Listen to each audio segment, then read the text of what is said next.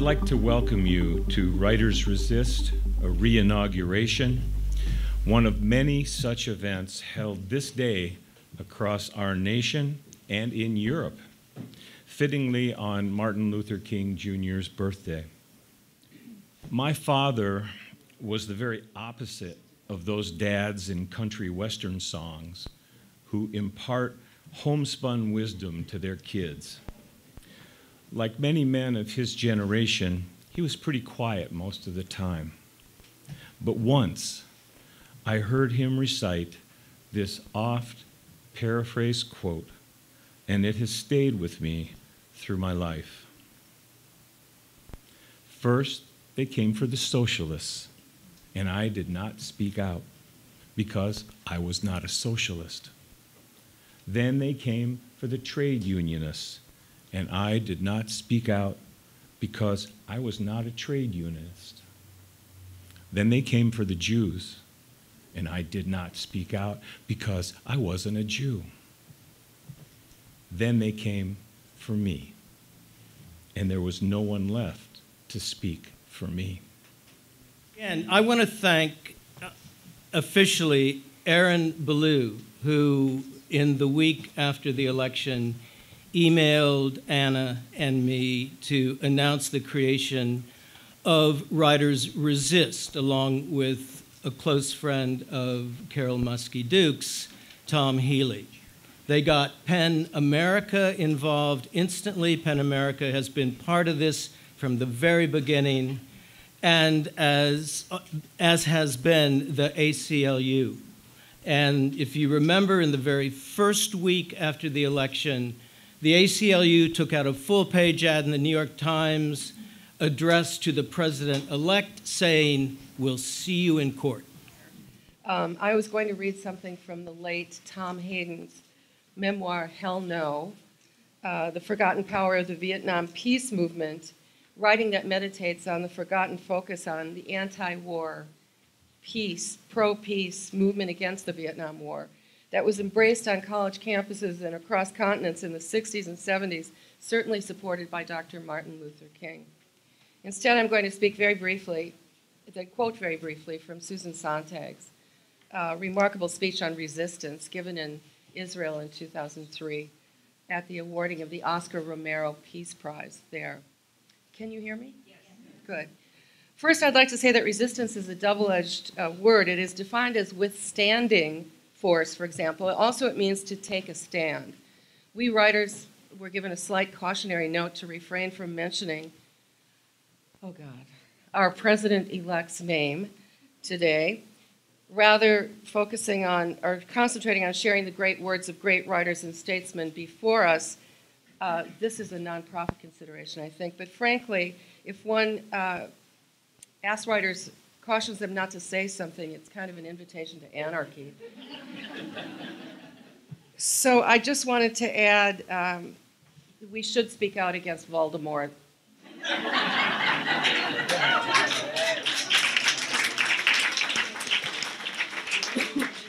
Often and loudly, expressively, as John Lewis did recently, the great John Lewis.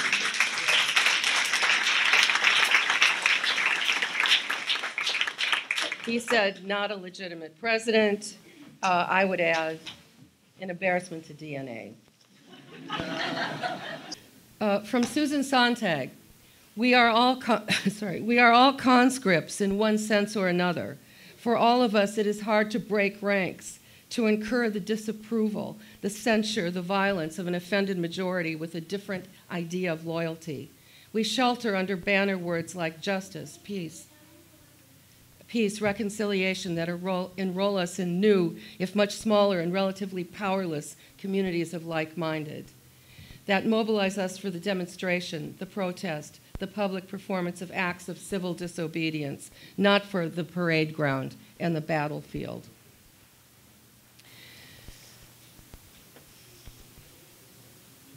The standard that a society should actually embody its own professed principles is a utopian one, in the sense that moral principles contradict the way things are and always will be.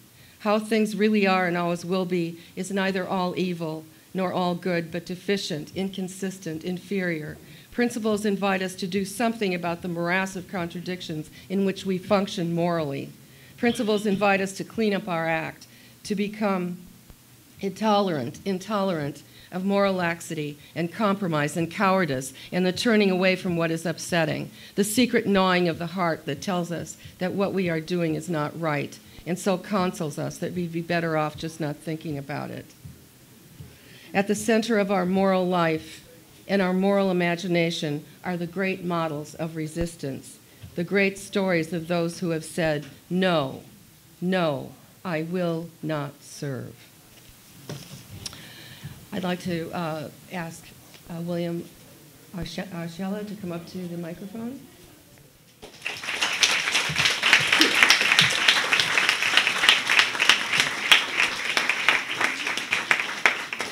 Thank you, and good evening.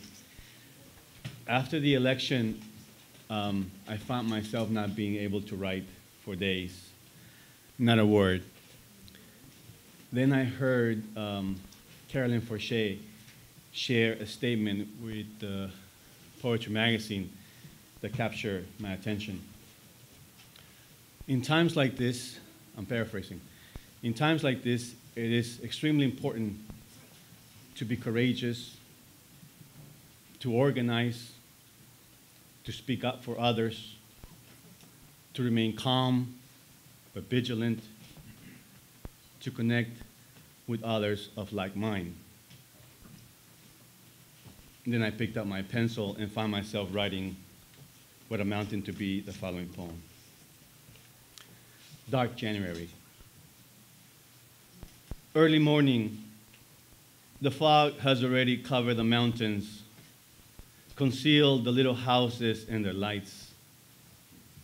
Even the motors on the main drag are dumb. It's cold, colder than usual. Our scars can't compete with the wind lash coming from the north. The insensible chill emerges as a majority to blow off our hats, to discard our heads, to once and for all maintain its rigid banner reigning all winter long. The shovels are bitter, and so is the bread stale on our plate. Even the neighbor's boy has begun to arch and twist his frigid bones. But this season's division can keep the lights out in every kitchen. Flames crackle and glow in the blue-black cold. True, the truck's stuck in the snow. We all know it's not an accident. You can hear it crack in the bare branches. When I was 12, I left the Civil War in El Salvador without any idea of what the future might hold. Now I'm an educator, and I'm the father of twin boys, age 3. And their future keep my wife and I up at night. Well, mostly my wife. But when I think of Aleppo, in their cribs, my sons sleep in the darkness of another nightlight. The cardboard at the window shouts out the siren's light, but not the smoke alarm's red-eyed that burns a single dot.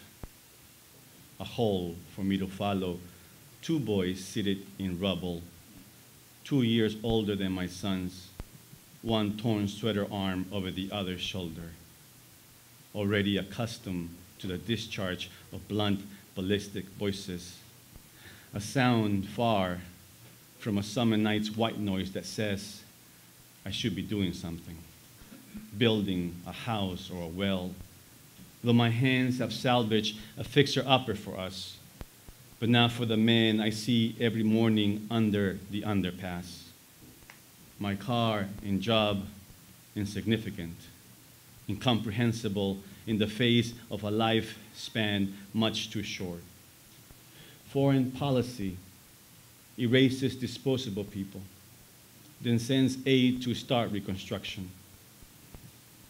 With my sons, one day I'll have this conversation, grovel in some way with all the philosophical rhetoric, how to articulate to stop shoveling, how the wounding of the world is different than what they learn with dinosaurs and opposites, that we cannot reconcile anything, not in our culture, not now, not yet. The someday will arrive when I have said this enough times, and then I'll be gone. And there will be a map of a spider web they will have to crawl out of. Their mother, that winged swan, will always be concerned with their comfort and nothing else. The boys in the rubble carry each other's childhood. I think of my wife asleep, the boys about to start their morning crying, while I Loves You, Porgy by Nina Simone plays in my head. Don't let him take me. And what would I do if he does come, taking everything sweet as dirt? My chest trembles at the plummeting of sound and sky, improvisation of the creeping fig that began to roof and leaf. This is what makes the body hum at night. To elevate that which is flat and broken, to stretch sinew and tendon, straining everything that's curved. This is to say, my boys going down this lie is an accomplishment. The way they pick their small bodies off the grass, their bodies saying no to rubble, no to the keening of fourth season. One torn sweater arm over the other's shoulder. Thank you.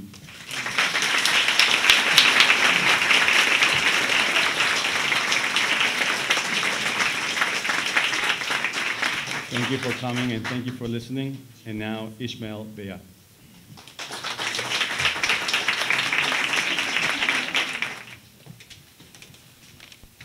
Thank you. I am Ishmael.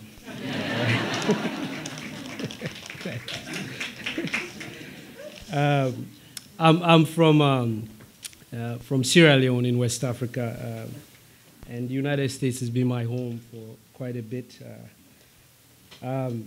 When I had this opportunity to come read here, I tried to think about what I could read, whether mine or something from other writers. But then what kept coming into my head were the words of Albert Camus, a Nigerian writer, who said, the role of a writer, I'm paraphrasing, the role of a writer is not to represent those who make history, but rather those who suffer history. And with that thinking, I started to look, and I found a poem that I think is fitting for today by Langston Hughes that is called Let America Be America Again. And that's what I will read. Let America be America again. Let it be the dream it used to be. Let it be the pioneer on the plain, seeking a home where he himself is free. America never was America to me. Let America be the dream the dreamers dreamed.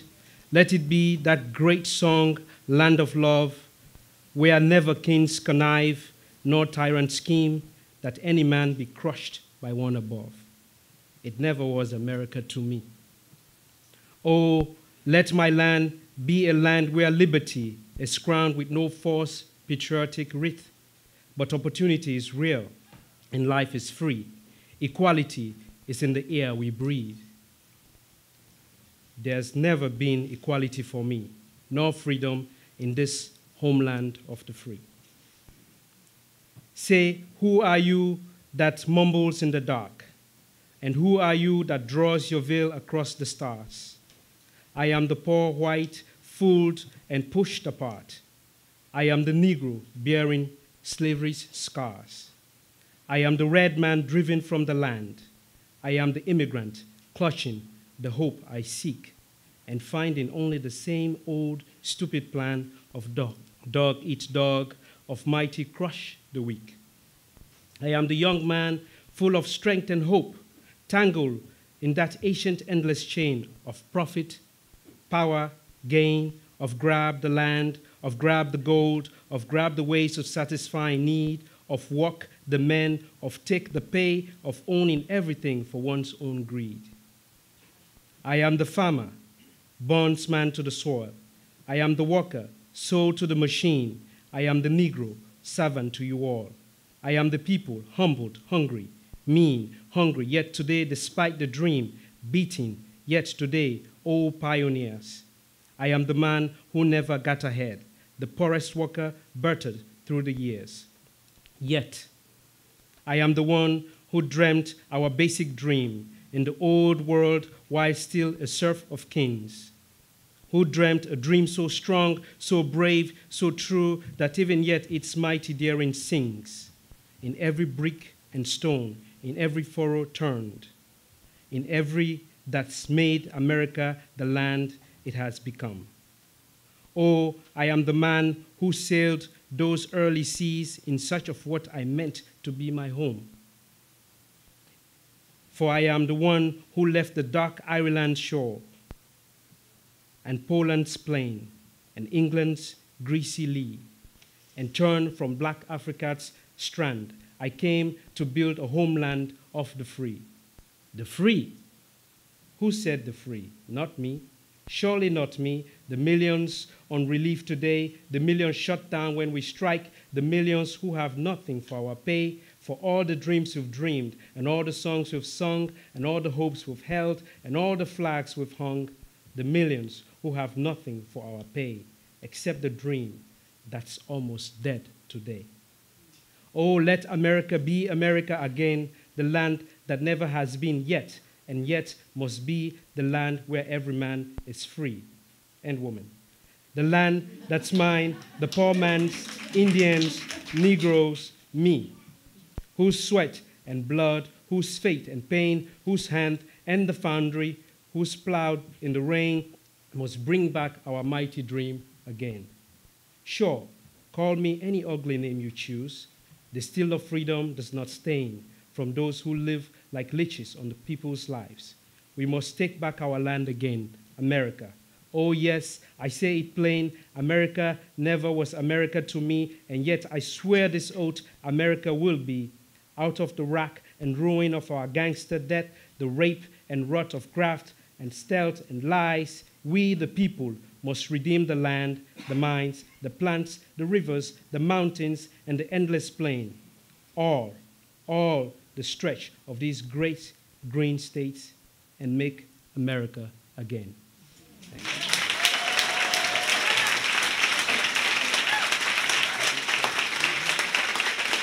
Thank you. Thank you. And next, it's going to be Aimee Bender. Thank you.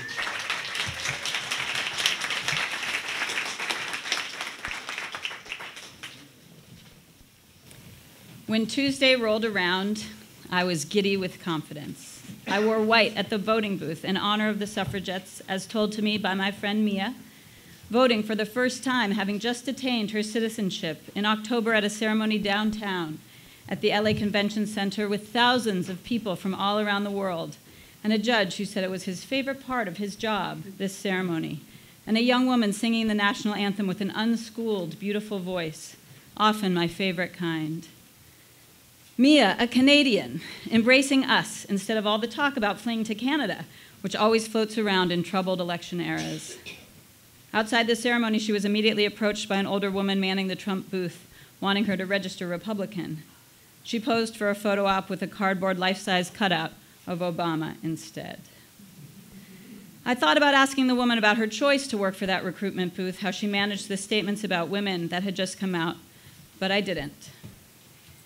Later on that Tuesday morning in November, I couldn't get any work done. I was too excited, read reports of women and men leaving I voted stickers on Susan B. Anthony's grave, and sat at my computer crying, so moved. I learned about Ida B. Wells. I cleaned for the party. We had invited neighbors over, saying in the invitation it would be good to be with community regardless of outcome. But really, I had some champagne in the fridge, and one neighbor brought over Mazel Tov cocktails she'd found a recipe for online. And we ordered pizza from Vito's North on La Cienega, which has such a good, thin New York celebratory crust. By late afternoon, kids were everywhere, running around from 3 to 6 years old, playing with toys, racing outside, including, excluding, the way that kids do. My kids, the youngest of the lot, watched with big eyes. How bountiful I felt. How I had told my students who had expressed fear over the outcome not to skip the fact that there would likely be an incredible historical event happening, and not to hide in a corner and miss it. How I enjoy my role as comforter, as the one telling people it would be okay, my conviction overflowing, my imagining holding my daughter as the results came in, whooping with her, my 3-year-old daughter who had named a bear Hillary and had sculpted Hillary and her mommy Dorothy from Play-Doh earlier that week with blobs of triangle bodies, tiny heads, yellow hair. Even at 3 years old, she knew Hillary had meaning to her. And she'd also turned a Captain Hook doll into Obama, and often the two were tucked in bed together, and she would bring them plastic soup. Now we contend with the nuts and bolts of things happening, of this world that is our world now, even though it may be hard to recognize. But I still find myself processing 2 feelings and moments of that night. One was the party's turn, where people started to sink in their seats, or come outside where the kids were romping, the adults with new looks of worry on their faces. One guy going to the kitchen to sit because he couldn't watch anymore, and me, still oblivious, handing him some George Saunders to read. But he knew sooner than I did, and he couldn't read a thing. And then everyone drifting home, the party becoming loose, unfocused, the strings holding us together unbinding, not out of argument, but confusion, fear, despair, anger. That feeling of the party unraveling until the kids were asleep and my husband and I were just left with the TV. The second feeling was going to bed because what else was there to do, and hearing a firecracker at midnight, waking up, checking my phone, and front page New York Times, the photo of that red tie, the redness, red flags like spears behind him, and feeling sick to my stomach. I felt physically ill that night, that week, and I know I'm not alone in that. We poured the mostly undrunk Mazel Tov cocktails down the sink. The champagne remains in the fridge. The next day, I asked my neighbor who had missed the party out walking his Chihuahua if he wanted any leftover Vito's pizza. Apparently, he loves Vito's pizza. I'm sorry, he said. I'm not hungry. A favorite singer of mine, Jane Siberry, who sings like an angel of love and beauty and kindness, who sings in million-part harmony with lightness beyond lightness, said once in concert that a little bitterness has a place, seasons a person. I had never heard that and certainly didn't expect it from her, of all people. I figured we should expunge all our bitterness, that it had poisoning qualities. But I have thought of what she said several times since in different situations, and I am glad for it. I feel bitter. It is one of the many feelings I am contending with as we move forward with our country, and unlike helplessness and outrage, which can feel to me at times as voluminous as fog banks, bitterness is a hard and silver pellet, and therefore easier for me to point to and name. It is not an inactive bitterness, and it will not stop me from having hope and trying to build bridges and making my calls and showing up where I can and loving and fighting for the principles I believe are still at the core of this country, but it's there. In this way, at the community table, that is us, we sample the flavors together.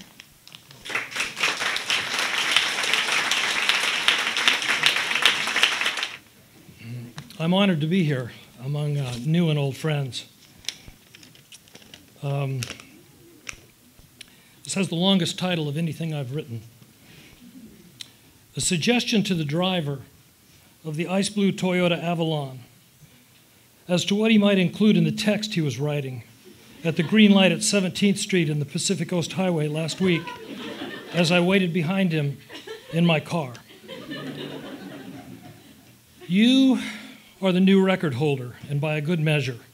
I've been held up at every light on the coast by some important writer of texts, even at the big intersection where Pacific Coast Highway meets Jamboree, perhaps the most misnamed street in California. But your ability to stay focused, head down, wrapped on the text you were writing last week while your car idled for 8 seconds under the lost blessing of the green light was a triumph of attention. I don't do that much writing in the car. In fact, I never write in the car.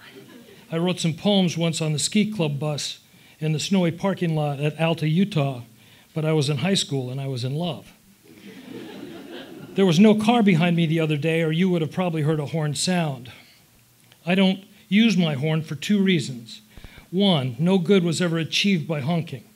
And one time when I was behind another writer like yourself, I did slam my palm into my horn assembly, but I must have struck another button because my car said to me, "Who would you like to call?" And without thinking, I said aloud the truth, my mother. I want to call my mother. She died 15 years ago, and I miss her every day. A wry and resourceful woman who would know how to get through the years that we now face.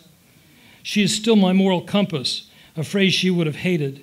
She would have said she was my moral altimeter, which is also true. She was a farm girl from South Dakota and wasn't a person who cursed. She called President Nixon a dirty shirt. That dirty shirt, she'd say.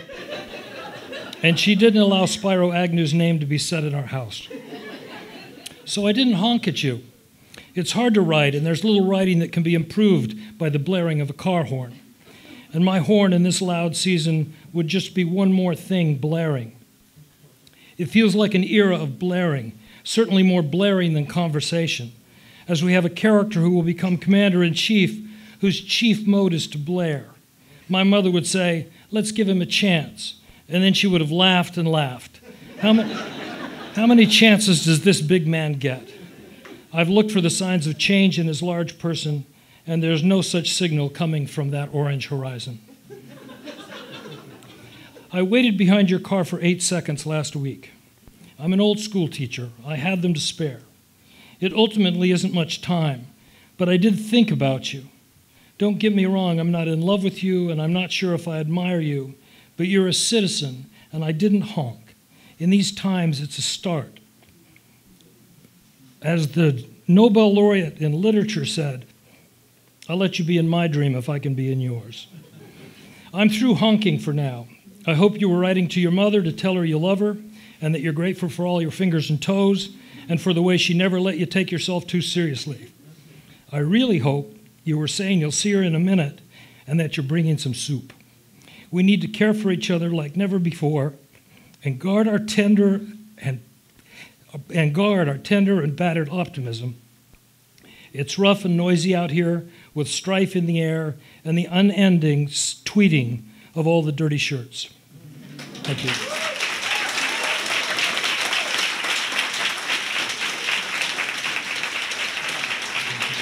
Now, this is Victoria Chang.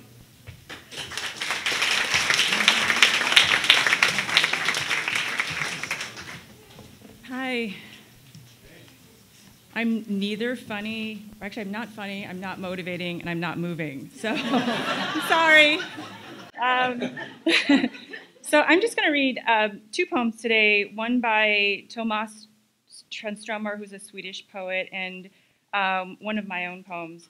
So I chose Tranströmer for a few reasons. One, I think his poems and his speakers seem to understand the world and human nature so well, but I also chose his work because it's translated. And there's something about how language is interpreted, misinterpreted, seen differently in translation by a mere switch of one word or a turn of phrase that seems to be an apt metaphor for today's political environment and divisive world. Language can be so many things, good things like love, power, and protest, but it can also be a weapon for misunderstanding and misuse. So I thought I'd read 2 versions of the same poem that are translated by 2 different people. So the language is really subtle, so you have to really listen for it. The first one is by Robert Bly, and the second one is by Robin Fulton. It's called The Half-Finished Heaven. Cowardice breaks off on its path. Anguish breaks off on its path. The vulture breaks off in its flight. The eager light runs into the open. Even the ghosts take a drink. And our paintings see the air, red beasts of the Ice Age studios. Everything starts to look around. We go out in the sun by hundreds. Every person is a half-open door leading to a room for everyone. The endless field under us, water glitters between the trees. The lake is a window into the earth. And the second version is also titled The Half-Finished Heaven. Despondency breaks off its course. Anguish breaks off its course. The vulture breaks off its flight. The eager light streams out. Even the ghosts take a draught. And our paintings see daylight, our red beasts of the Ice Age studios. Everything begins to look around.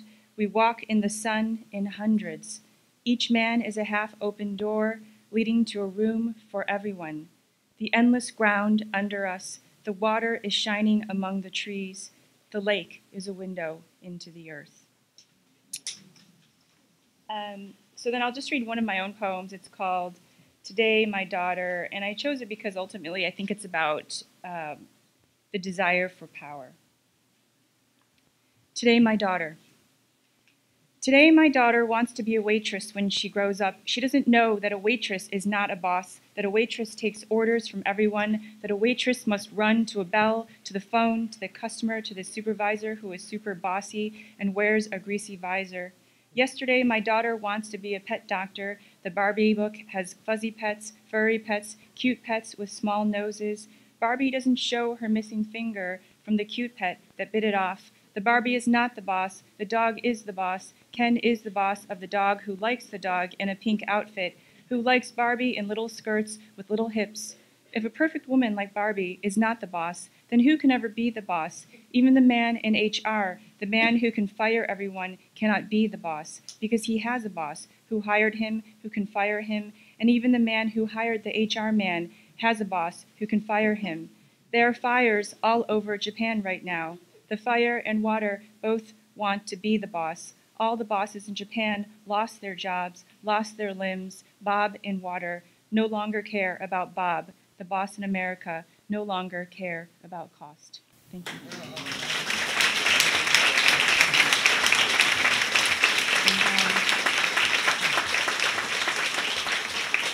Next is Geoff Dyer.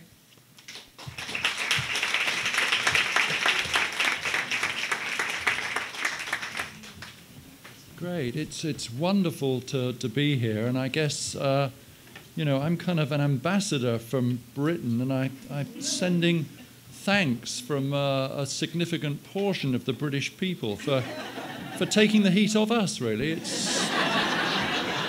thank you. It's so great not to feel like the most stupid people in the world anymore.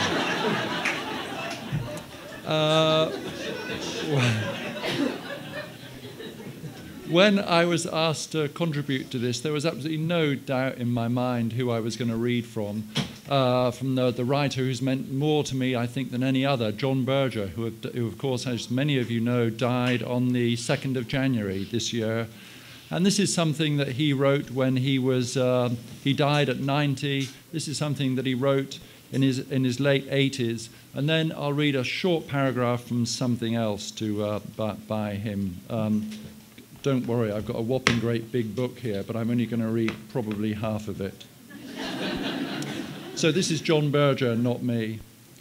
I'm in a hyper-discount supermarket belonging to one of the biggest chains of food retailers in Europe.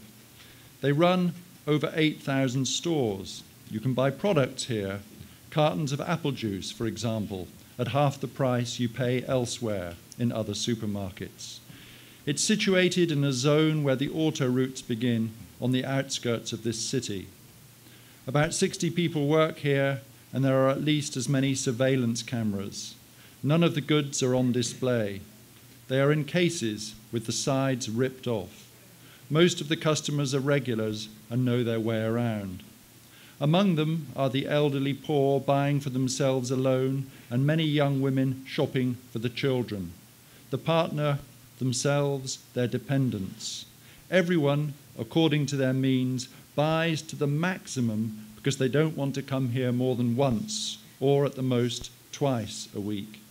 The trolleys queuing up to check out are stacked high, invariably with several packets of the same dish.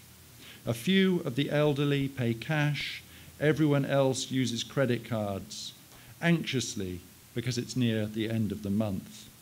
Nobody, except the occasional kid, talks. We are all customers and staff suspect, and our every move is being watched. We are all picking up, pushing trolleys, scanning, tapping in codes, controlling, weighing vegetables, keeping to schedules, calculating, in a vast hangar whose sole obsession is theft. It's the opposite of a street market, where the key secret is that everything is a bargain. In a street market, everyone encourages everyone to believe that they've just made a smart deal. Here, every one of us is being considered a potential thief. There's little free space. The pallets of goods take up most of it, and the trolleys queuing up before the pay counters form a tight line. 2 trolleys ahead of me, there's a pregnant woman, tall, with loose, fair hair. She might be Polish. I doubt whether the child she's awaiting is her firstborn. She's frowning as she deposits her purchases on the conveyor belt. What are the modes of theft which preoccupy, to the exclusion of nearly all other considerations, this hard discount hangar that we are in? First, theft by shoppers. From time to time, the firm sends mystery shoppers into the store. Their task is to lift and sneak out a number of items and thus to test the vigilance of the cashiers. Then there's theft by their employees who, if they purchase for themselves anything from the shelves, are required to have a chit signed by the manager and are liable at any time to be body searched.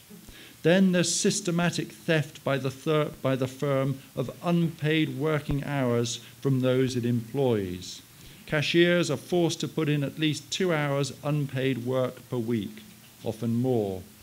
During their time off, many employees, from the ranks of managers downwards, are obliged to be on call night and day in case they are needed in an emergency.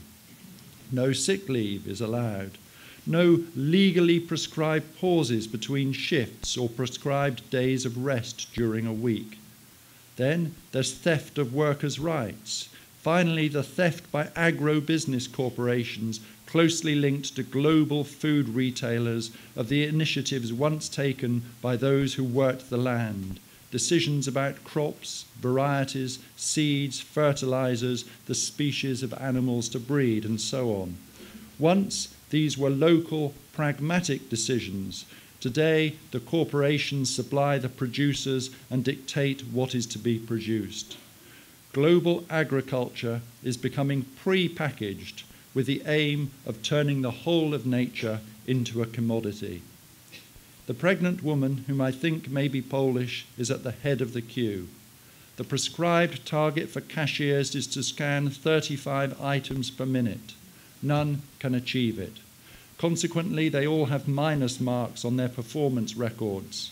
The pregnant woman, ready to pay, scowls at her credit card.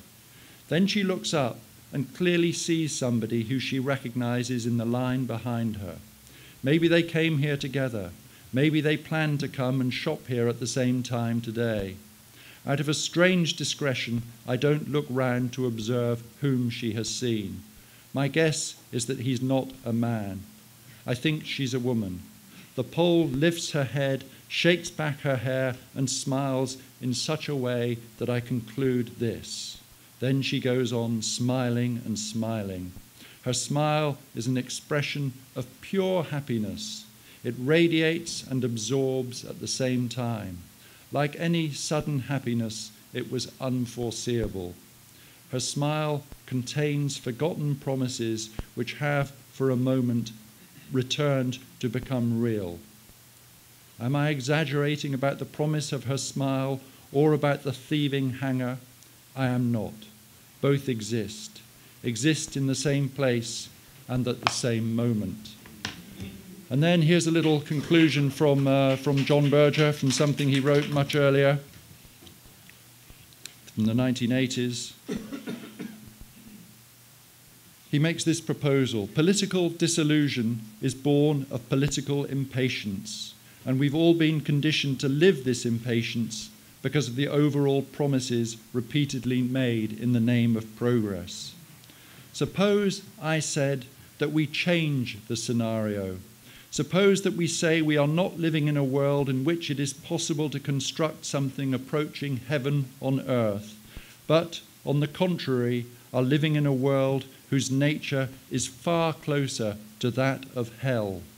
What difference would this make to any single one of our political or moral choices? We would be obliged to accept the same obligations and participate in the same struggle as we are already engaged in. Perhaps even our sense of solidarity with the exploited and suffering would be more single-minded. All that would have changed would be the enormity of our hopes and, finally, the bitterness of our disappointments. So thanks to you and to you, John, and from all of us to John Berger.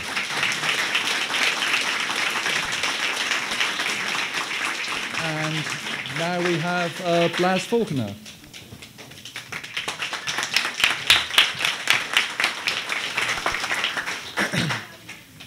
I'd like to read a few poems that speak to some of the issues that brought us here today. The first is the first section of a poem called History. I did not, you insist, the words garbled by the dark fruit in that mouth. Even Union and Confederate soldiers declared a temporary truce to pick blackberries. The tea believed a cure for dysentery. Hands that killed and would kill plucked the same branch gently. It makes a good story, but it's the story we can't agree upon, and the field darkens more sweetly because we will not enter it.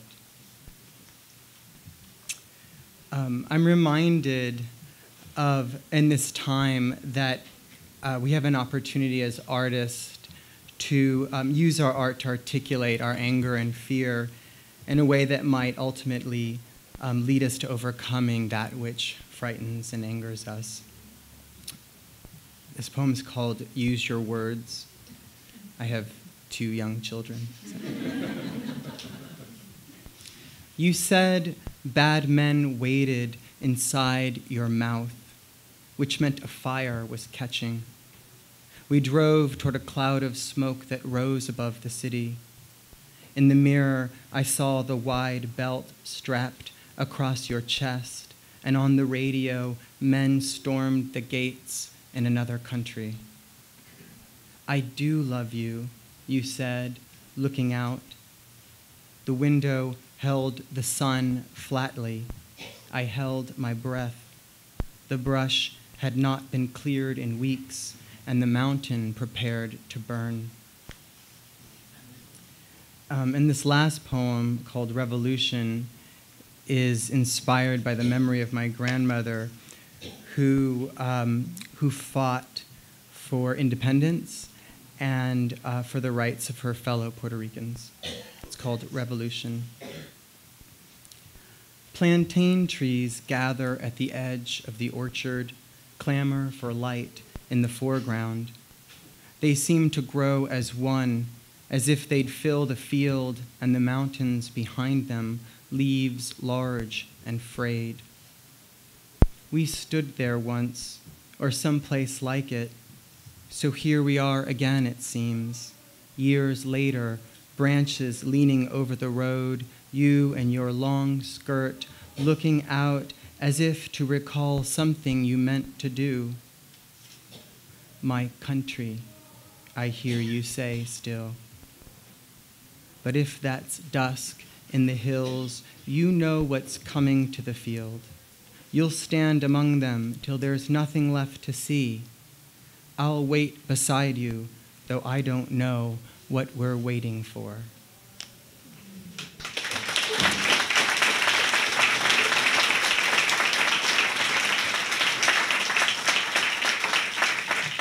So greetings and salutations to all, and heartfelt solidarity to all the writers and resistors in this room and in the freezing cold backyard.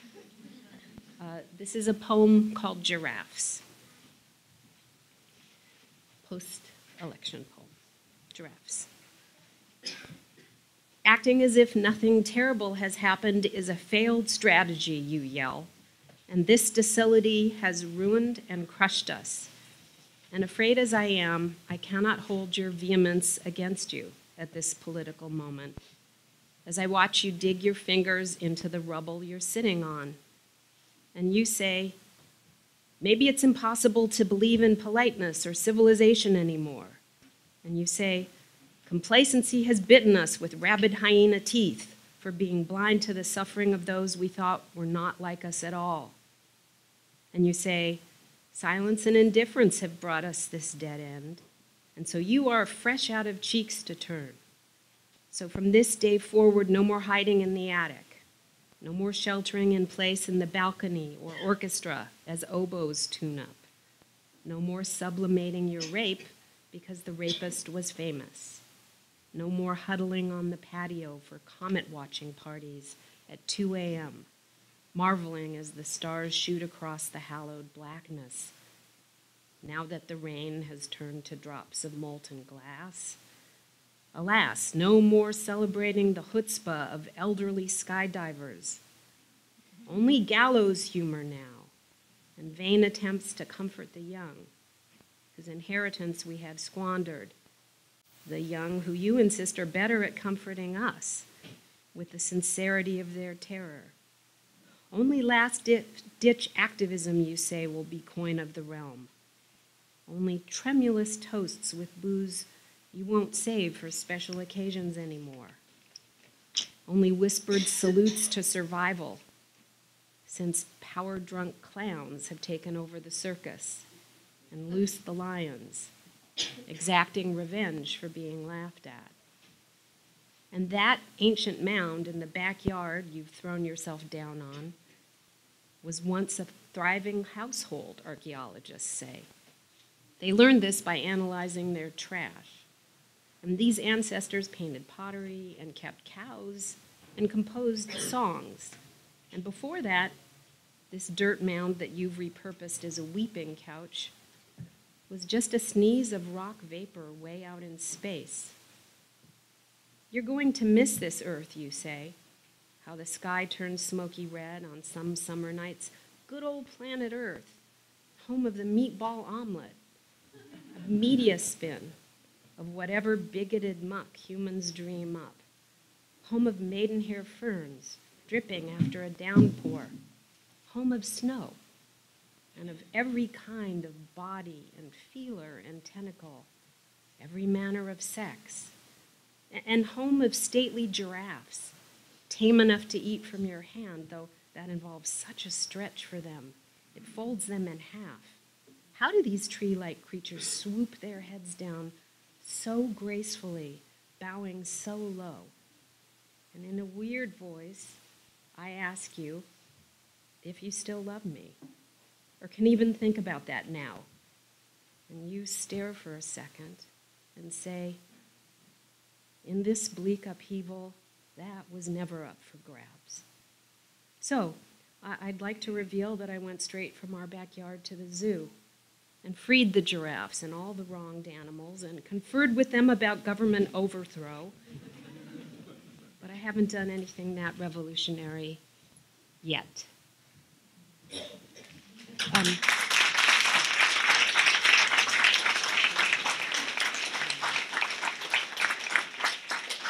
Reading next is the luminous Dana Goodyear.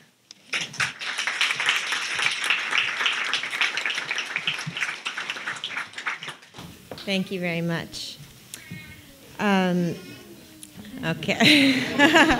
I did want to say something about children.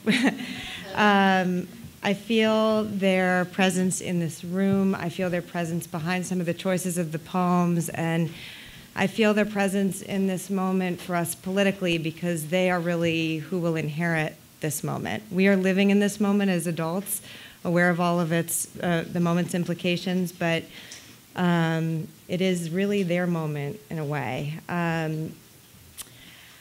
It was hard to tell our children the results of the election, and I'm sure other people felt that way too. But I chose a poem to read by Anne Sexton that focuses on a word that we so associate with the past 8 years, the word hope, and that seems now to not have been about that moment in politics, but some kind of premonition of what we would need in the future. So this poem is called Snow by Anne Sexton.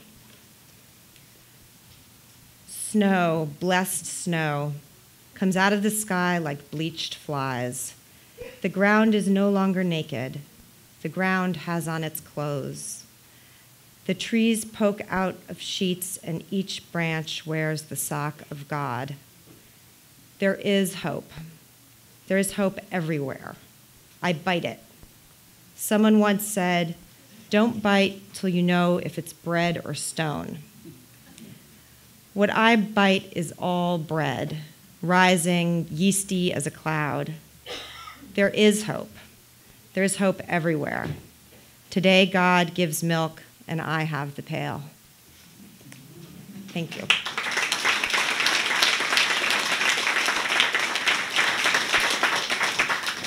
And Naomi Hirahara will read next.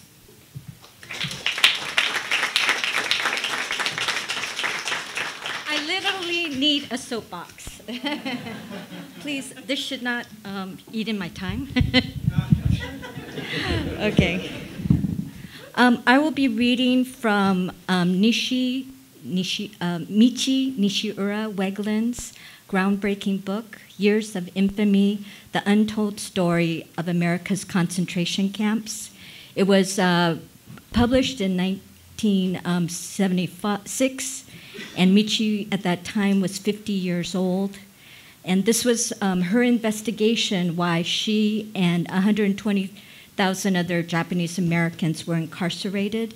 And part of that investigation led to the finding of an intelligence report by Curtis Munson that revealed indeed the government knew there was no military necessity for it. There was no possible way of separating the loyal from the disloyal, insisted the Attorney General, Earl Warren. Quote, "When we are dealing with the Caucasian race, we have methods that will test the loyalty of them. But when we deal with the Japanese, we are in an entirely different field, and we cannot form an opinion that we believe to be sound," end quote. Warren urged speedy removal. Unfortunately for the Nisei, that's second generation Japanese American, and Issei, first generation, it was an election year. The tide of, quote, public opinion, the ferocity of the clamor at least, indicated total unconditional removal, citizen or not. And all the politicians were falling in line. In a desperate last-ditch effort to halt the mass uprooting, Nisei leaders proposed the formation of a volunteer suicide battalion with parents as hostages to ensure their good behavior. Just one opportunity to demonstrate the depth of Nisei integrity, implored Mike Masaoka, the mystic mainspring behind the audacious proposal. How else could they disprove Attorney General Warren's outrageous assertion that, quote, "There's more potential danger among the group of Japanese who are born in this country than from the alien Japanese who are born in Japan"? Though Masaoka's brash proposal was summarily rejected at the time, it would later be reconsidered and implemented by the military, notwithstanding their initial insistence that America did not believe in the concept of hostages or a segregated battalion, except, of course, for blacks. Being one of the outstanding members of the xenophobic Brotherhood of the Native Sons of the Golden West, and not having access to Munson's intelligence summation, Attorney General Warren may have been merely vociferating some widely held concepts of supremacist groups as he readied himself for the gubernatorial race in the fall. But the Army, which did have the facts, went on to interpret the surprising lack of disloyal activity among the Japanese minority as proof positive of intended treachery. Quote, the very fact that no sabotages have taken place to date is a disturbing and confirming indication that such action will be taken. Because the decision for concentrating the Japanese American population was made in total isolation from the American people, the justification given for it was often conflicting, varying from authority to authority.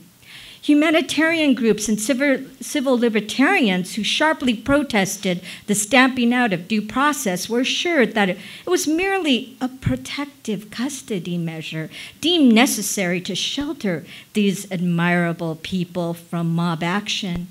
Yet when violence and intimidation were encountered by families who attempted voluntarily to relocate themselves in the free zone of California, the eastern half, and the intermountain areas of the American interior, not one move was made by federal authorities to help stem the harassment and vigilantism so that an orderly resettlement might have been made possible. The proven failure of this voluntary movement, halted by a military freezing order on March 27, 1942, was given as one more justification why drastic measures were called for. The Nisei who pleaded to be allowed to remain free, and Caucasian friends who attempted to aid them were reduced to helplessness, since Washington and the military insisted they had knowledge of certain facts not known to the average person, that only the authorities were equipped to know what was best for the Japanese. To explore such facts not then known to the U.S. citizenry, indeed, to cut through the morass of long-nurtured, still persisting myths, is therefore the primary objective of this chapter. Thank you. It's always so hard to figure out what to do. This is called That Loud Ass Colored Silence. Protest.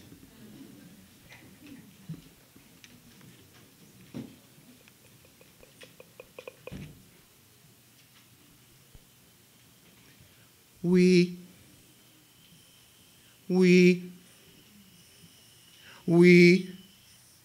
the whole, we, in hand over, we, round the we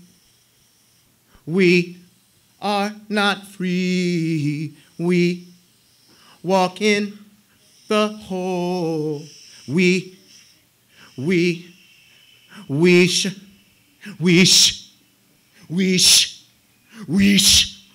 is what the wanted, unwanted don't want. I ain't what we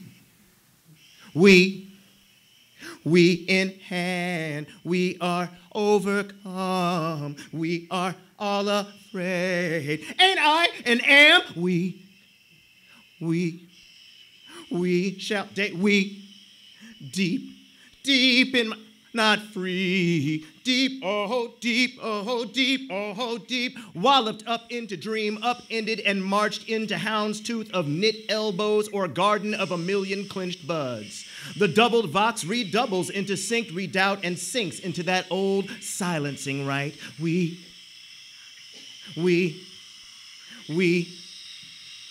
oh, deep, we behold, we shall the whole wide. I can't, ain't we shall we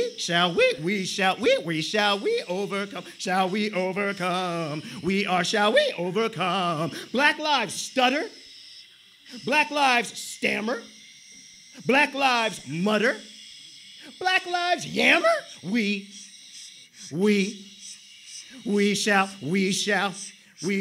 bow wow, says the dog. Bow wow, says the dog. Bow wow, says the dog. Bow wow, says the dog. We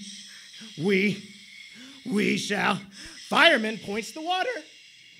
Fireman points the water. Fireman points the water. Night and day, policemen work. Night and day, policemen work. Bow wow goes the night and day, policemen work. Bow wow goes the dog. Bow wow goes the dog. We shall, I can't, ain't, we shall, What we want is to not be your what's unwanted, your what's or your un. We want what's what to be unyours. We want you to want what you want to want. We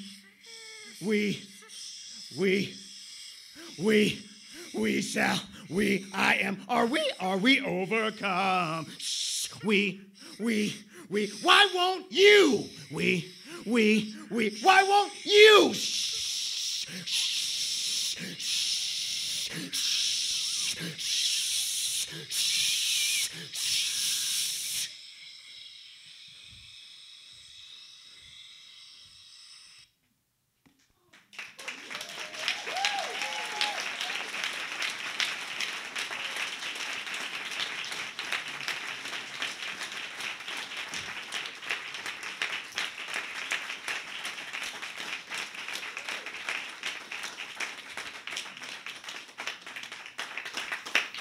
Please welcome Mimi Kelly.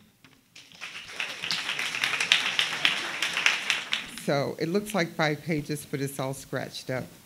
It is a hard thing to figure out what to read. So I decided on a letter that I wrote to my 3 sons that was in Huffington Post. I am Martin Luther King's dream. I'm a manifestation of it. And my 3 sons are Barack Obama. So I write to them a lot, and they don't like it. They're grown boys, men. So when you call the morning after Trump, I don't want to say his name, I'm going to start over.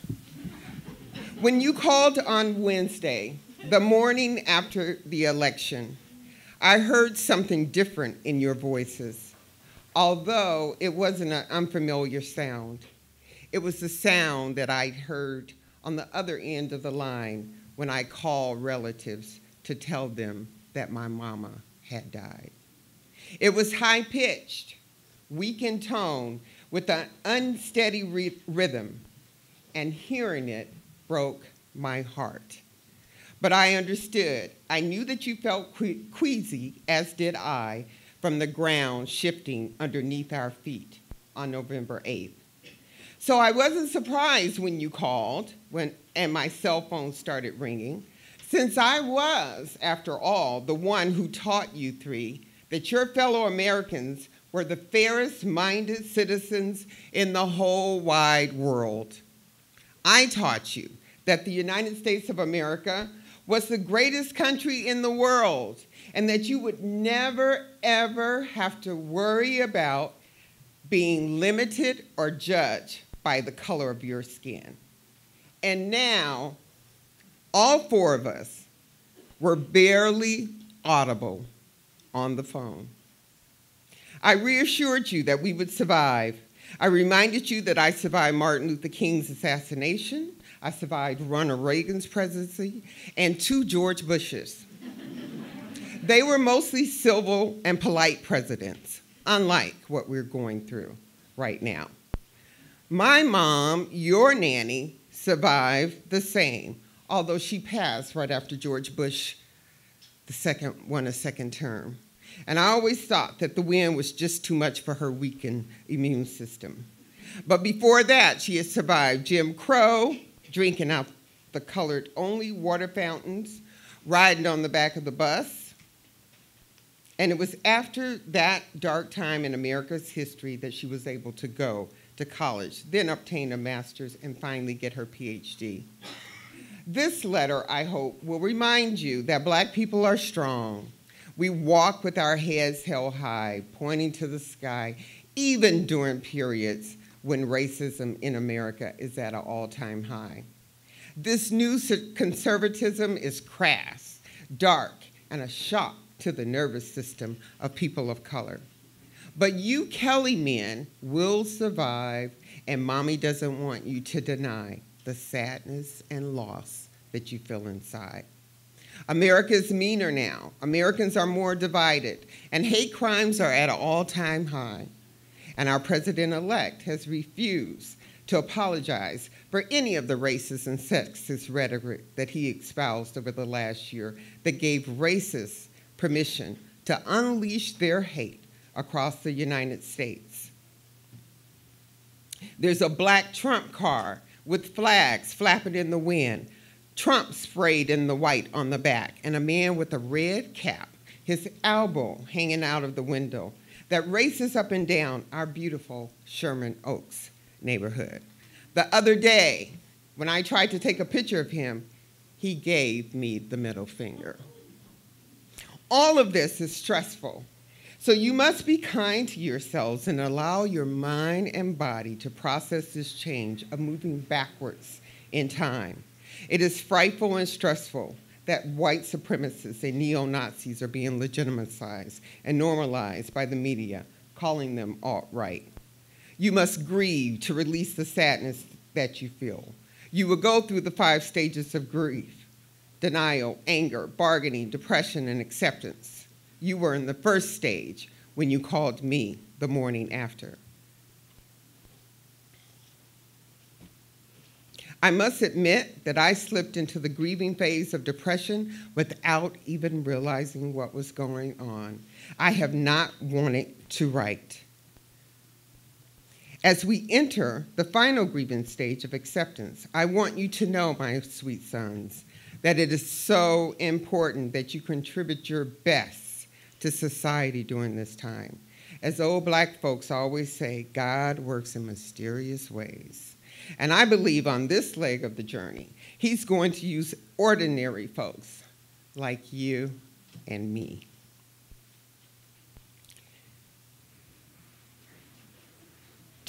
To authentically share their gifts to make a change.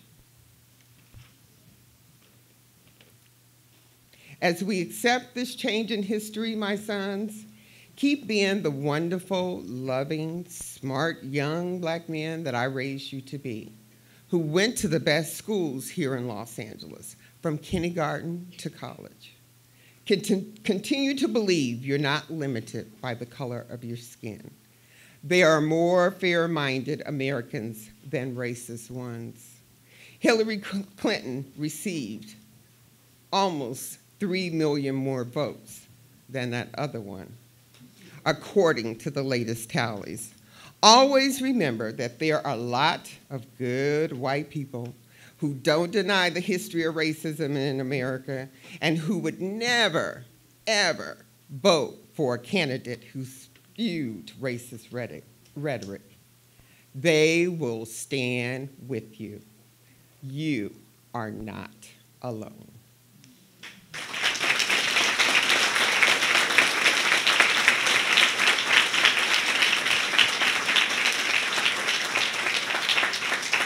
And so I have one more line to say, and it is a line by Tony Kate Bambera, and it inspired me to write a play, to film a short called Out of Bounds. But that line says, the revolution begins within self, and it is self. So we are it, and with that, you get to stand and have an intermission. To begin the second part of today's reading, which will be as stunning, is Aimee Wilentz.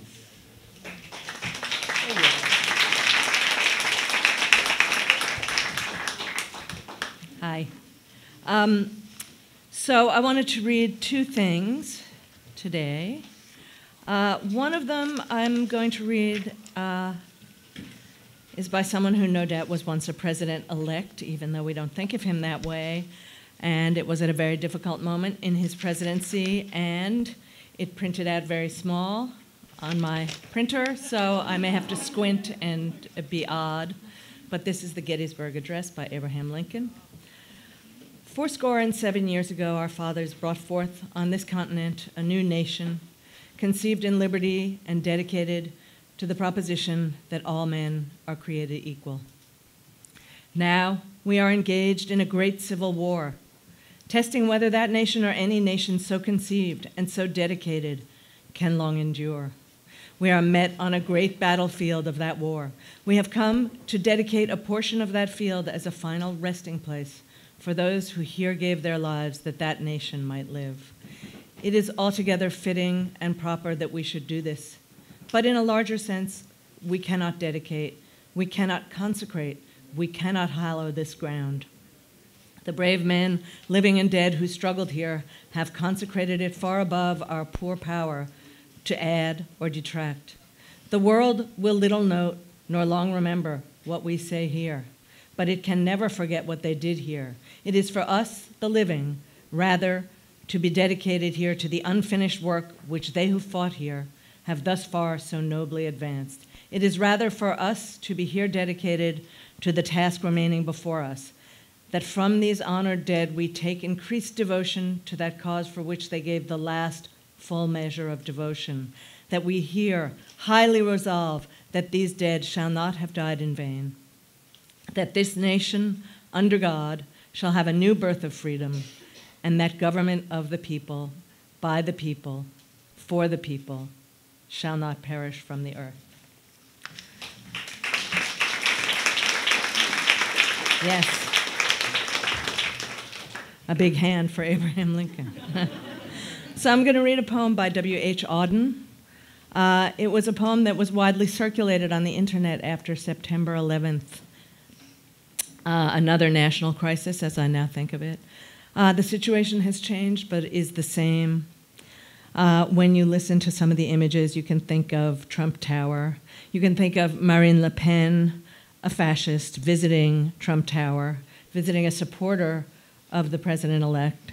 That supporter, another fascist, an American, who supports, of all things, the Italian neo-fascist parties.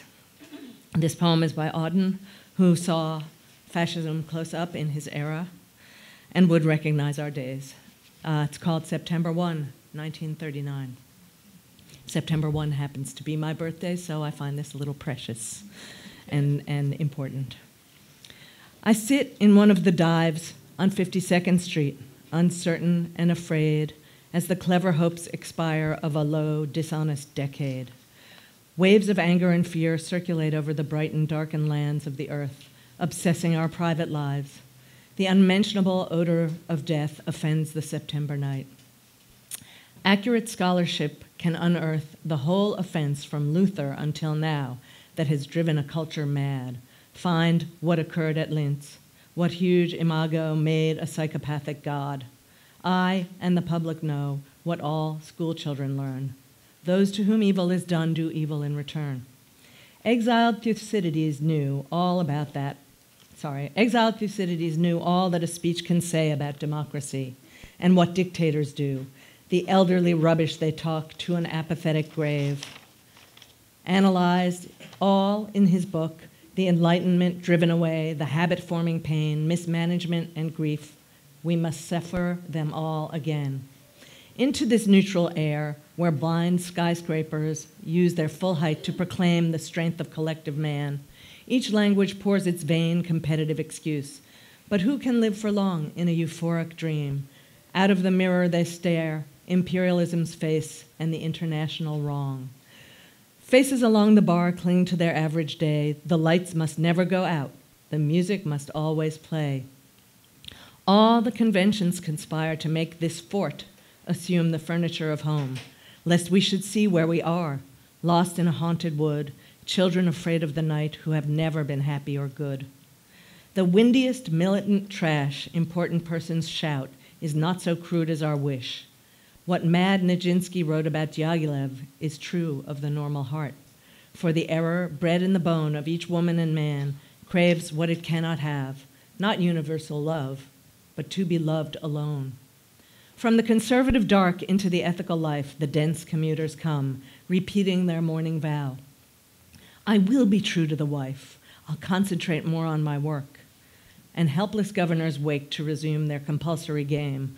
Who can release them now? Who can reach the dead? Who can speak for the dumb? All I have is a voice to undo the folded lie, the romantic lie in the brain of the sensual man in the street, and the lie of authority whose buildings grope the sky. There is no such thing as the state, and no one exists alone. Hunger allows no choice to the citizen or the police. We must love one another or die. Defenseless under the night, our world in stupor lies, yet dotted everywhere, ironic points of light flash out wherever the just exchange their messages. May I, composed like them, of eros and dust, beleaguered by the same negation and despair, show an affirming flame. Thank you.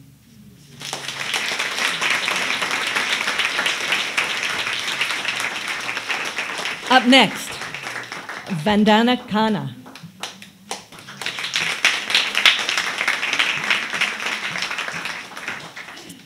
Hi, everybody. I apologize for my voice. I'm a little stuffed up. I, too, have not been really able to write. So I'm going to be reading a couple of poems that are older.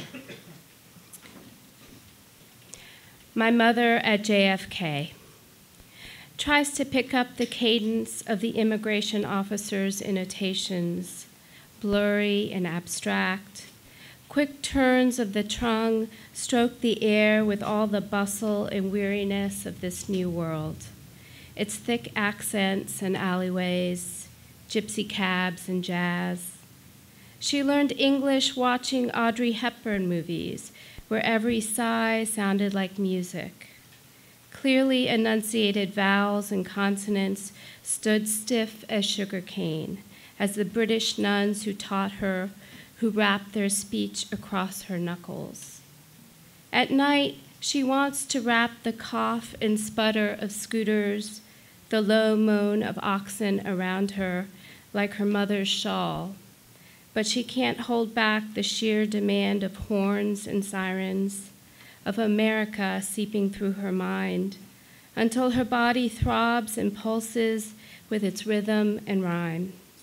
It makes her ears ache, makes her forget a mantra about new rivers and old gods.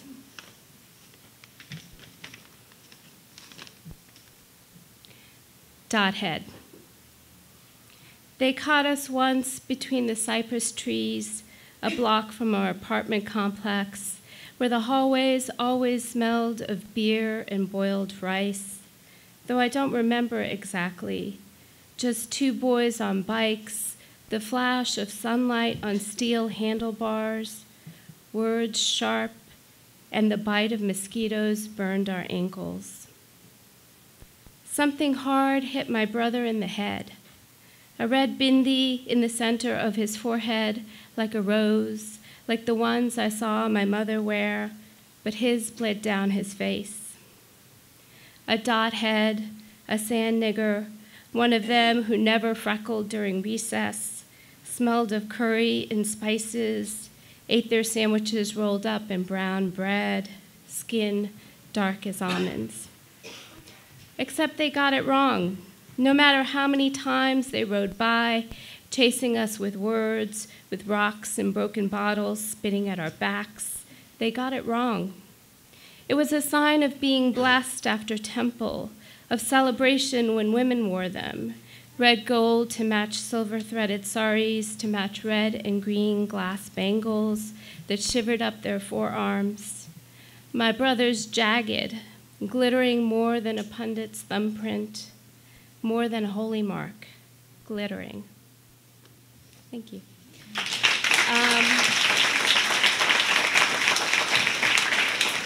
Michelle Latiolais.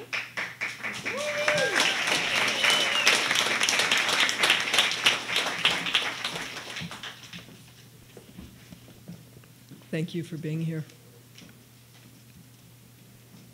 After the holidays, my sister arrives back at JFK in New York, and she calls to tell me something really big is breaking, that the Russians have tapes, video footage, so compromising to our president-elect, and she's thrilled because now, finally, something will give, something will bring him down. I turn on the news. I go to my computer. I read what this great news is, this newly emerged hope. Videos with sound of Trump and a prostitute. At least that's what it is. That's what it was when I looked at, quote unquote, the news. I shut down my computer, I turned off the television, and I turned off the radio. You can't blackmail someone who is shameless, my dear sister. You can't blackmail someone who would claim any sort of sexual activity as prowess, as sign of his superiority. An attempt at blackmail only substantiates his powerfulness. It doesn't call it into question. But what struck me as truly painful was that in so many ways, Trump was always going to be in control. And the only way he wouldn't be in control is if people did the right thing, refused to back him, to elect him, to go along with him.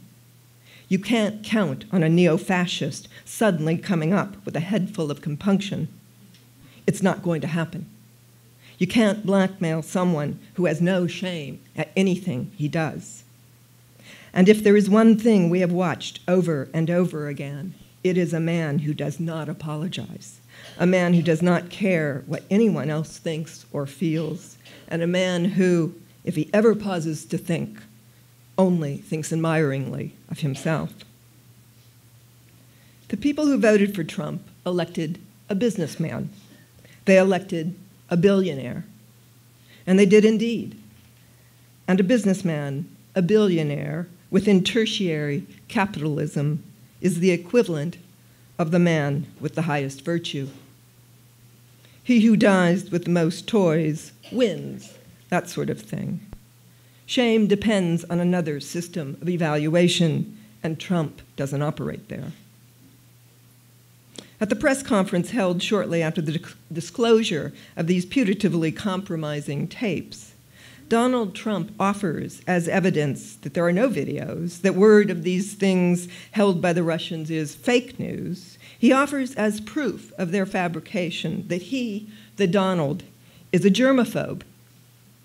How his pathologies are proof of innocence is a system of accounting we can only stand in awe of, which seemingly a large part of the voting American public does.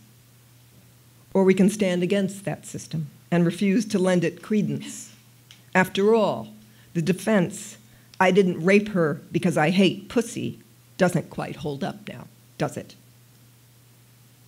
But what does hold up, or remain quite apparent, is that like all charlatans, he preys on those for whom he has nothing but contempt. You're an idiot if you pay your taxes.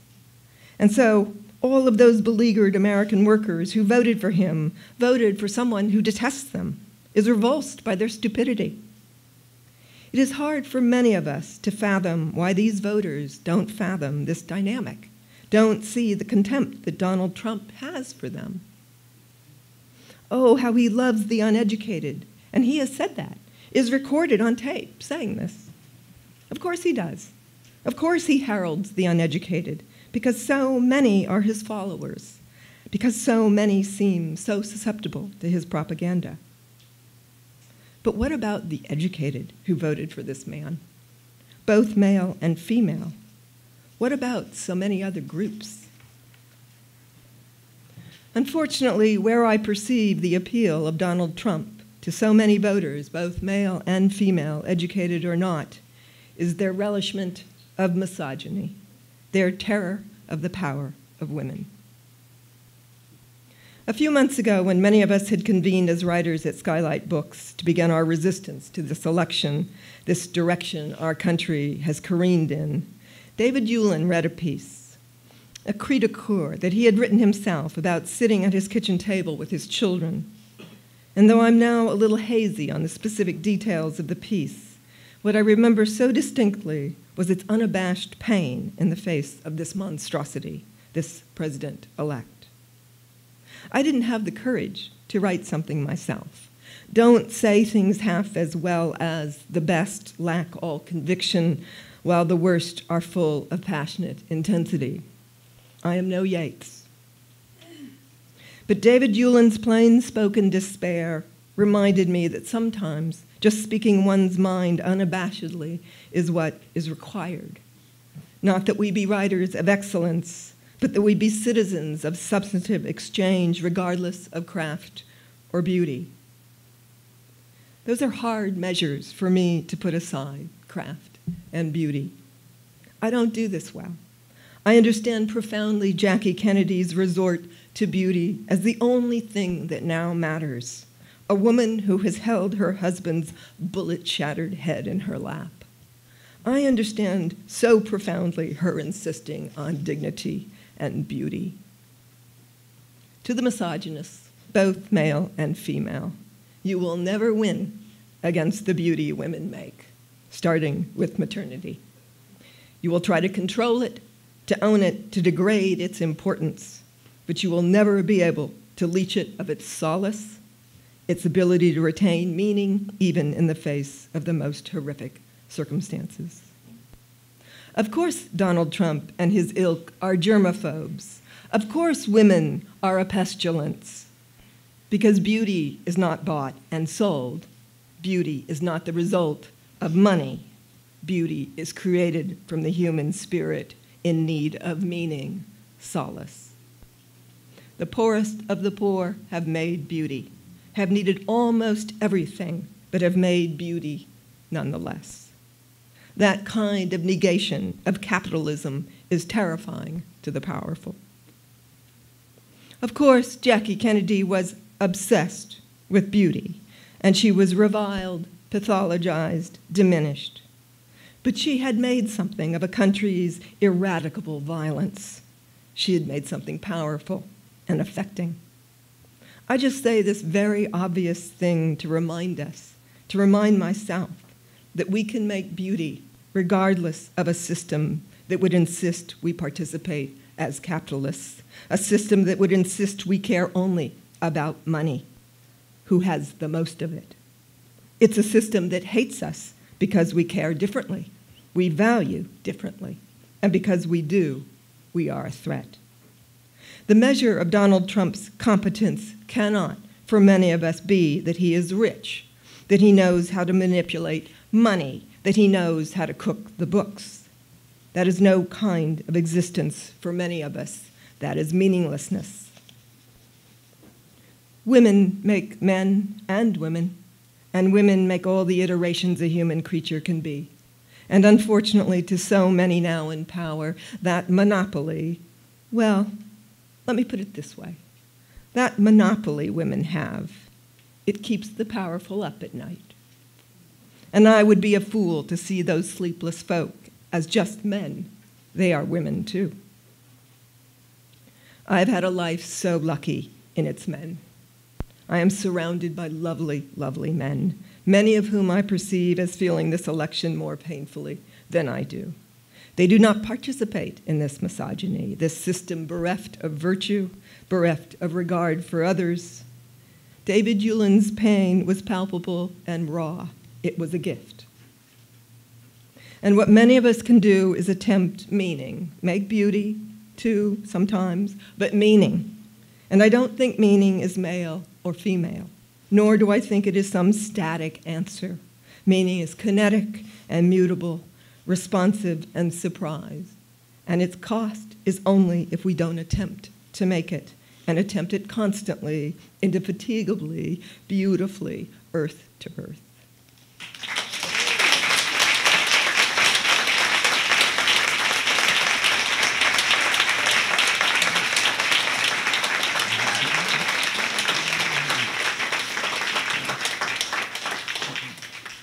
Hello, everyone. My name's Douglas Manuel. Can everybody hear me all right? Cool. Thanks a lot. First off, I want to thank David, Anna, and Carol, and everyone else who worked to make this happen. Being here is so beautiful. It makes me feel less sad, less alone, more whole, more full. On Election Day, we started out drinking cocktails called Nasty Women. And we were eating pizza that had the H and it said, "I'm with her." And as we watched the country cut into red, I just sat there and understood some things that I've known for a long time, but kind of forgot. And the first thing I thought about was a poem by Jean Valentine. and I'm going to share that with you. I'm sorry for children who are here. There's going to be some cussing, which is kind of funny if everybody who knows Jean, she's such a soft, kind person, but in this poem, she does cuss. So here's I Came to You. I came to you, Lord, because of the fucking reticence of this world.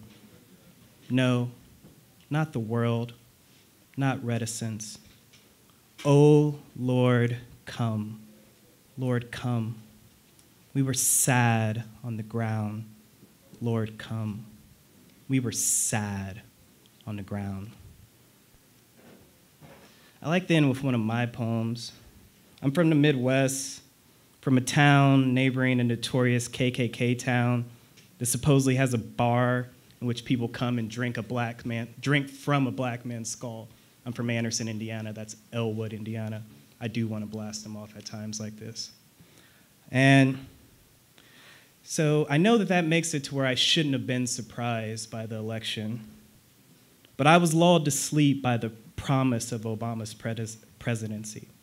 I had fallen victim to the audacity of hope, despite seeing all the slashes at that dream.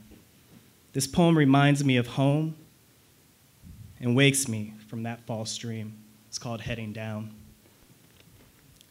We shouldn't raise mixed babies in the South, Kay says, as I drive up the crest of another hill on our way into Kentucky. The South, where humidity leaves a sweat mustache, where a truck painted with a Confederate flag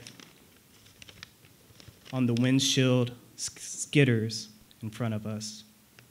In its bed, avoiding our eyes, a boy with blonde hair, split down the middle, like a Bible left open to the book of Psalms. His skin, sun-licked, drapes a thin coat for his bones, his clavicles sharp. I want to know who's driving this raggedy truck. I want the boy to look at us.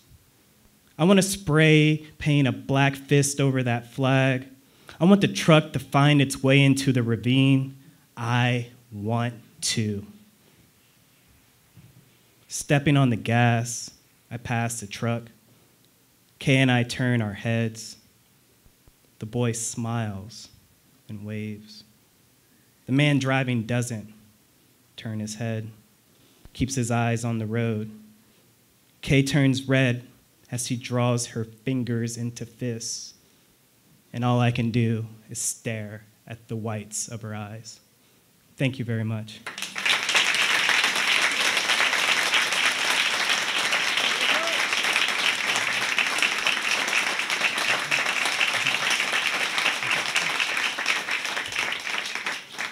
Next up, I have the opportunity to introduce Viet, Nguyen.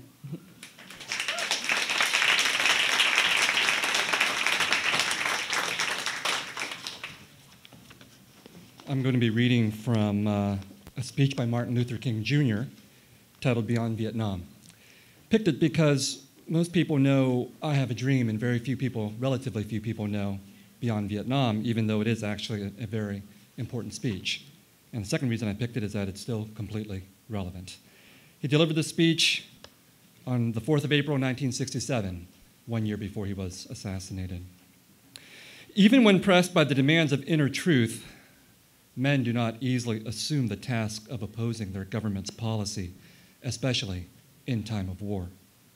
Nor does the human spirit move without great difficulty against all the apathy of conformist thought within one's own bosom and in the surrounding world. Moreover, when the issues at hand seem as perplexing as they often do in the case of this dreadful conflict, we are always on the verge of being mesmerized by uncertainty, but we must move on. Some of us who have already begun to break the silence of the night have found that the calling to speak is often a vocation of agony, but we must speak. We must speak with all the humility that is appropriate to our limited vision, but we must speak. Perhaps a new spirit is rising among us. If it is, let us trace its movement and pray that our inner being may be sensitive to its guidance. for we are deeply in need of a new way beyond the darkness that seems so close around us. Now, it should be incandescently clear that no one who has any concern for the integrity and life of America today can ignore the present war. If America's soul becomes totally poisoned, part of the autopsy must read Vietnam. It can never be saved so long as it destroys the hopes of men the world over.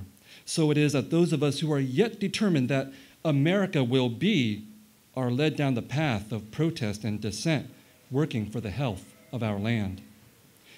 The war in Vietnam is but a symptom of a far deeper malady within the American spirit, and if we ignore this sobering reality, we will find ourselves organizing clergy and laymen concern committees for the next generation. They will be concerned about Guatemala and Peru. They will be concerned about Thailand and Cambodia.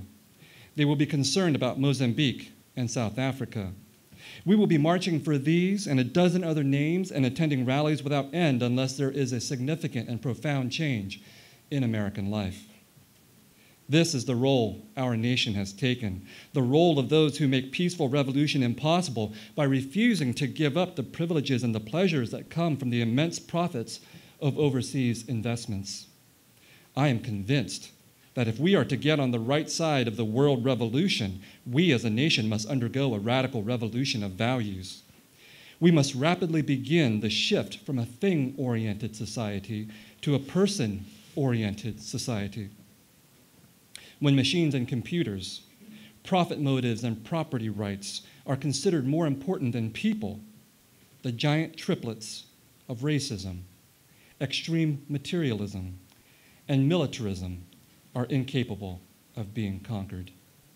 A true revolution of values will soon cause us to question the fairness and justice of many of our past and present policies. A true revolution of values will soon look uneasily on the glaring contrast of poverty and wealth. With righteous indignation, it will look across the seas and see individual capitalists of the West investing huge sums of money in Asia, Africa, and South America, only to take the profits out with no concern for the social betterment of the countries and say, this is not just. The Western arrogance of feeling that it has everything to teach others and nothing to learn from them is not just. A true revolution of values will lay hands on the world order and say of war, this way of settling differences is not just. A nation that continues year after year to spend more money on military defense than on programs of social uplift is approaching spiritual death. America, the richest and most powerful nation in the world, can well lead the way in this revolution of values.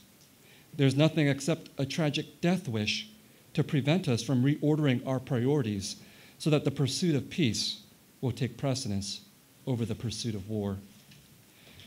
There's nothing to keep us from molding a recalcitrant status quo with bruised hands until we have fashioned it into a brotherhood and sisterhood. A genuine revolution of values means that every nation must now develop an overriding loyalty to mankind as a whole in order to preserve the best in their individual societies. This call for a worldwide fellowship that lifts neighborly concern beyond one's tribe, race, class, and nation is in reality a call for an all-embracing and unconditional love for all mankind. We still have a choice today: nonviolent coexistence or violent co-annihilation. We must move past indecision to action. We must find new ways to speak for peace and justice. If we do not act, we shall surely be dragged down the long, dark, and shameful corridors of time reserved for those who possess power without compassion, might without morality, and strength without sight. Thank you.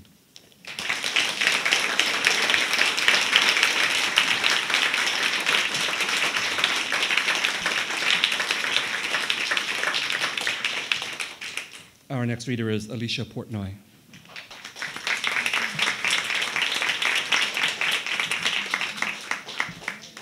Buenas tardes. Thanks a lot, the organizers, and thank you for being here. A friend just brought me a poem. I had other stuff to read, but this poet friend reminded me of Ken Saro-Wiwa, who was killed by the Nigerian government because he was outspoken. To Sarowa, Rainmaker, by Ken Saro-Wiwa.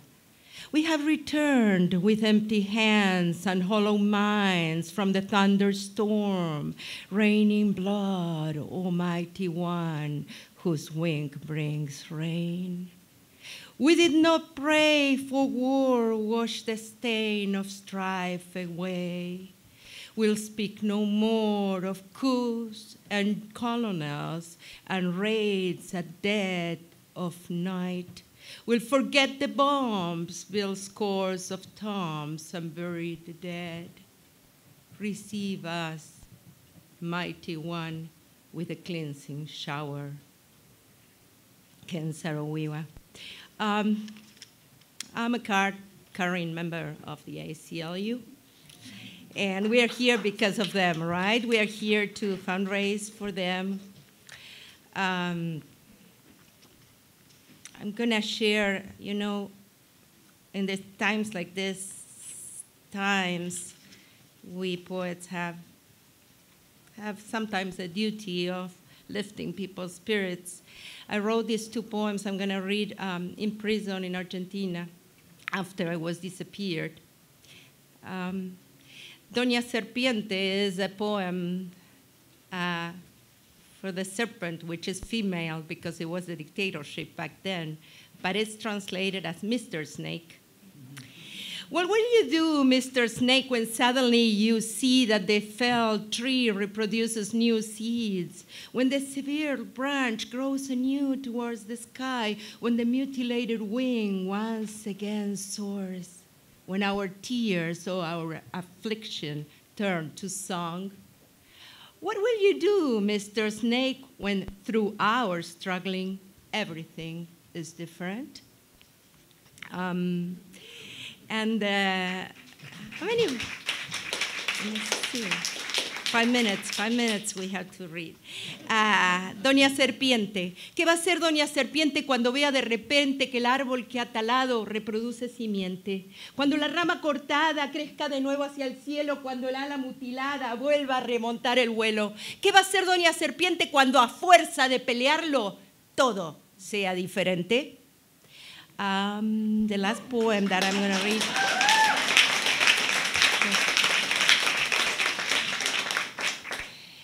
Nana sin la cebolla, Lullaby Without the Onion. I want to dedicate this poem to the mothers who are in prison for social reasons and to the immigrant mothers who are in prison.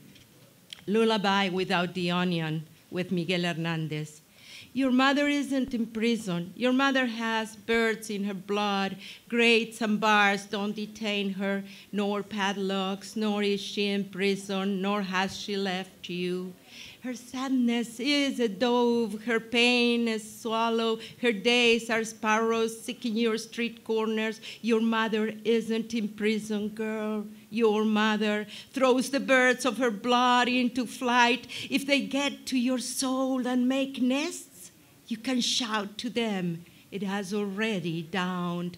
Villa Devoto Prison, 1978, translated by Gail Ronsky. And I'm going to sing this poem in Spanish. That's my last one. Nana sin la cebolla, con Miguel Hernández. Tu madre no está presa, tu madre tiene pájaros en la sangre, no la detienen. Las rejas, los barrotes, ni los candados, ni tu madre está presa, ni te ha dejado. Su tristeza es paloma, su golondrina, sus días son gorriones buscando tus esquinas. Tu madre no está presa, niña, tu madre echa a volar los pájaros de su sangre. Si llegan hasta tu alma y allí hacen nido, que vos puedas decirles que ha amanecido, que tú puedas gritarles, ya ha amanecido. Gracias.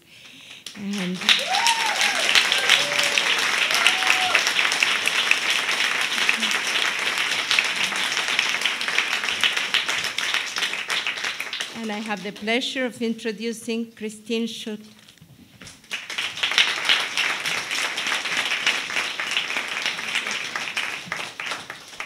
Thank you.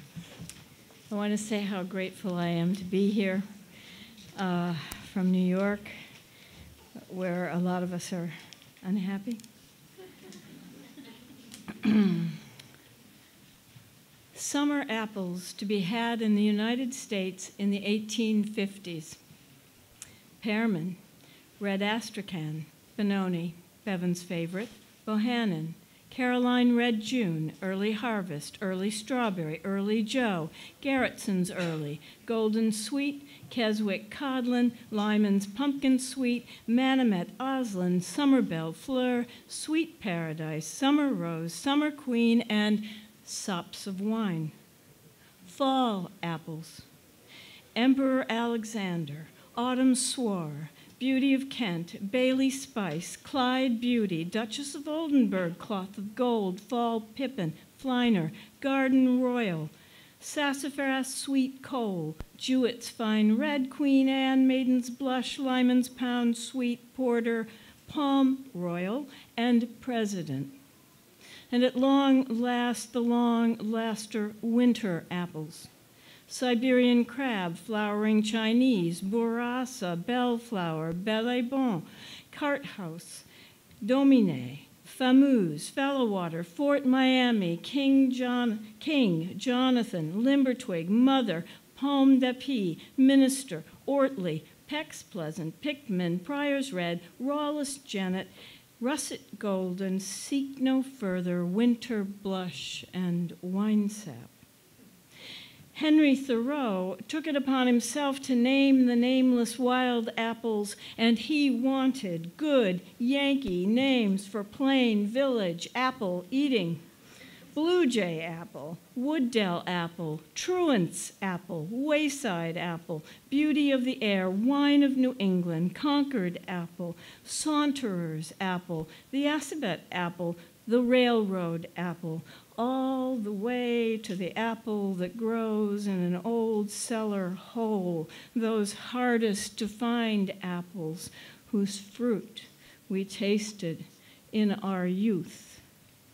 What was in those apples when Emerson was writing his wonder handbooks, the essays that tell you where to find it, how to use it, what to do when it fails you?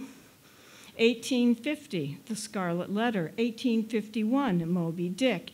1854, Walden. And in 1855, our sole visionary poet self-publishes, of course, his great poem, Leaves of Grass. And as does Dickinson in her letter to the world, the poet introduces himself.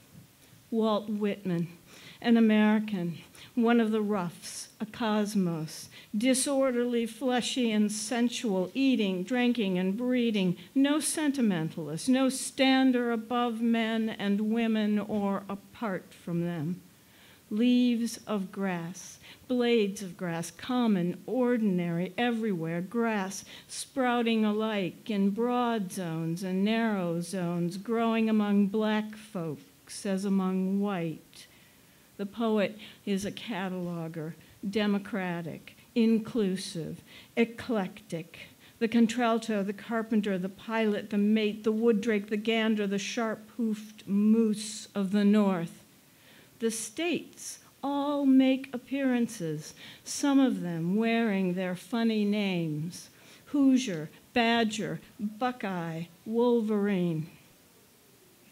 On the night of the election, the weird sisters rode the air and struck out the light. The morning was murky.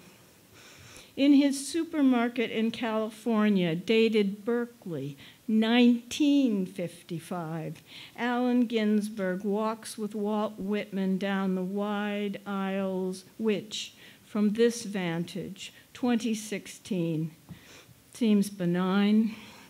Whole families shopping at night, aisles full of husbands, wives in the avocados, babies in the tomatoes. I miss him, Allen Ginsberg.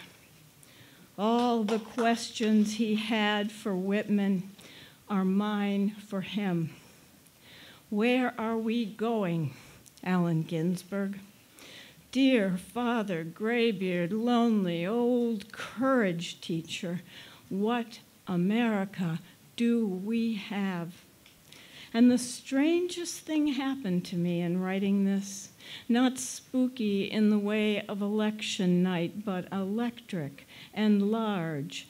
Allen Ginsberg stood behind me and pointed to a line in his supermarket poem, and I read it and read it in a way I never had before, and I was given the answer to my question, what America do we have but the lost America of love?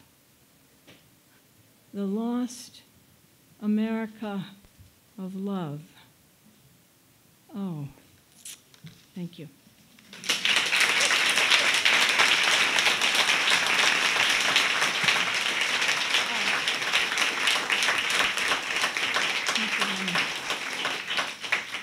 The next reader is Mona Simpson.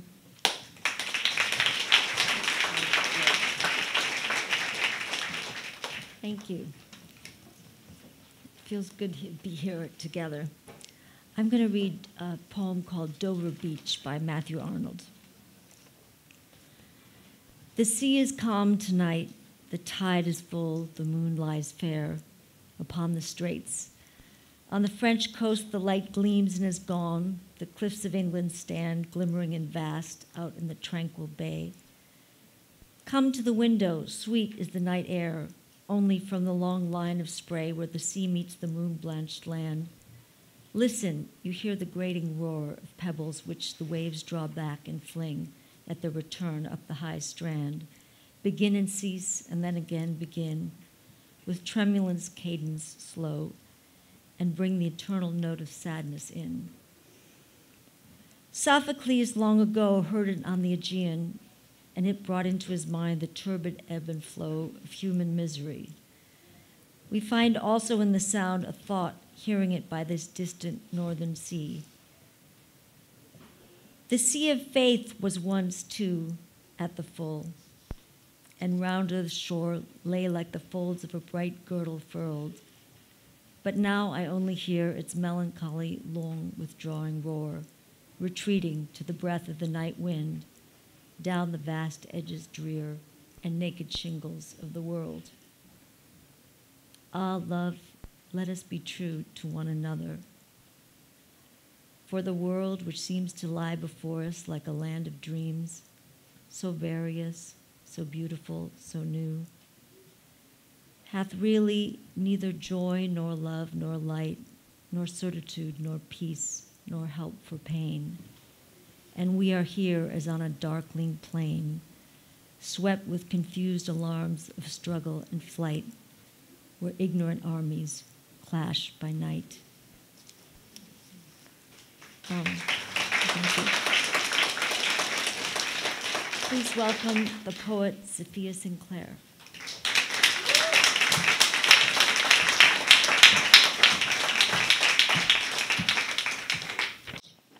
Thank you. Hello. So I'm from Montego Bay, Jamaica, and I'm here. The U.S. government designates me as a non-resident alien.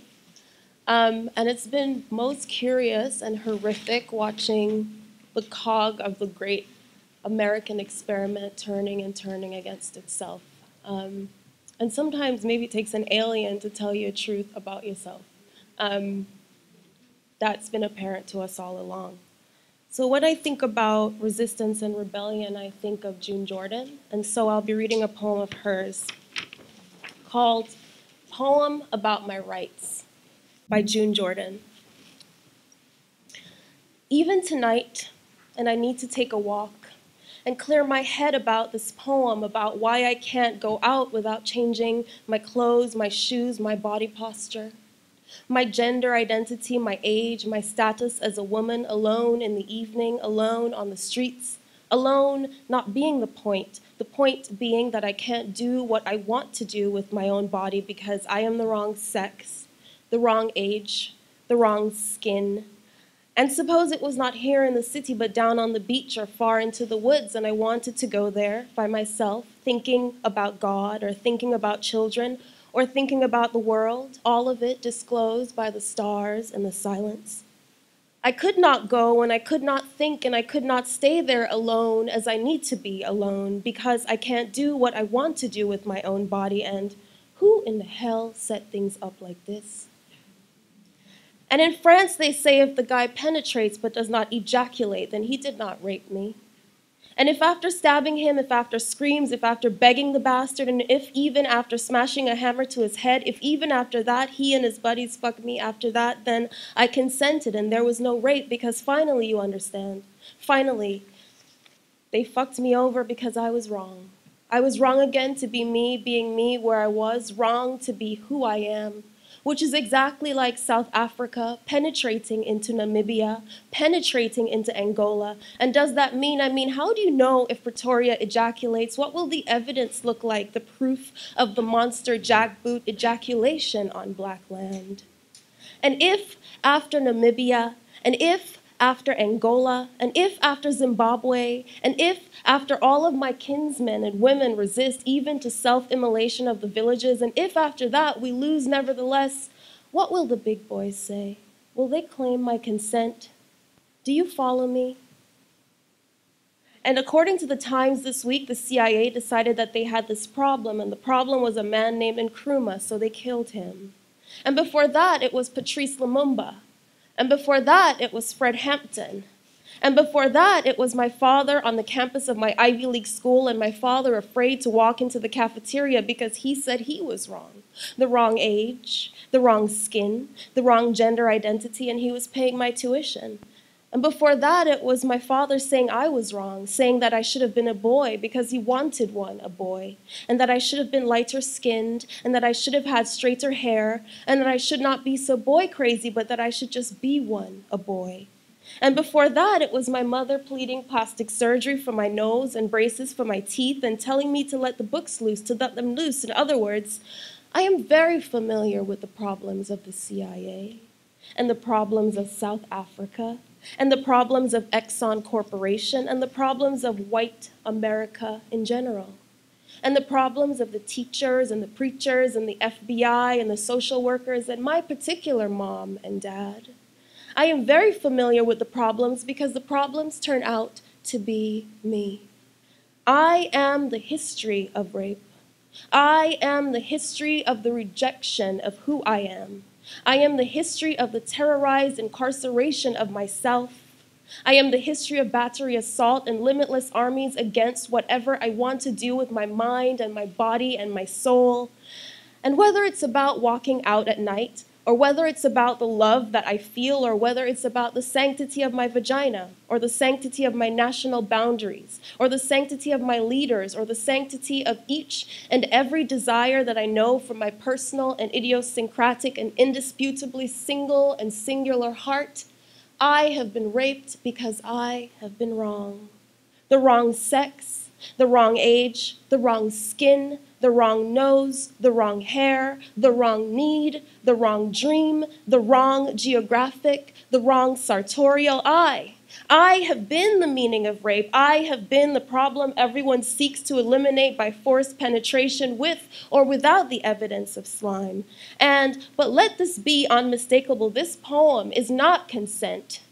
I do not consent to my mother, to my father, to the teachers, to the FBI, to South Africa, to Bedford-Stuy, to Park Avenue, to American Airlines, to the hard-on idlers on the corners, to the sneaky creeps in cars. I am not wrong. Wrong is not my name.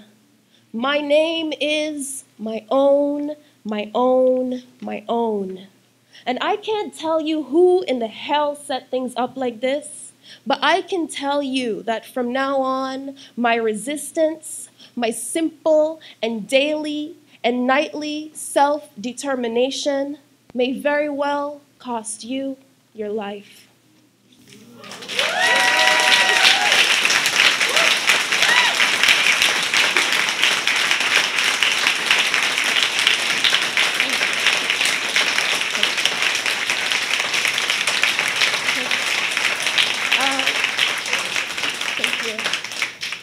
Next is Lynne Thompson.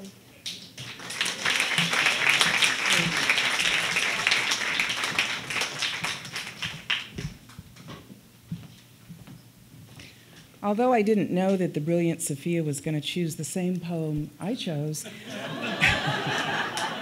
I'm so glad that I had a plan B. And I want you to know I'm happy to be a nasty woman. The house of many pleasures. It never matters what time it is in Rampart's house of many pleasures, because there's always a scent of incense between the hours of bourbon and no goods. In the violet dusk, some cool papas with coin are always sniffing after us. They beg us to low-tone their bugles, slide their water keys, to shake our castanets. In the scarlet AM, some used to be someone's mama always shows up asking after her Tom, Dick, or Harry, all the while memorizing the scent of our brass. But we're no diminuendos, and we cannot be riffed. There is no other, no Skylark nor sweet Lorraine.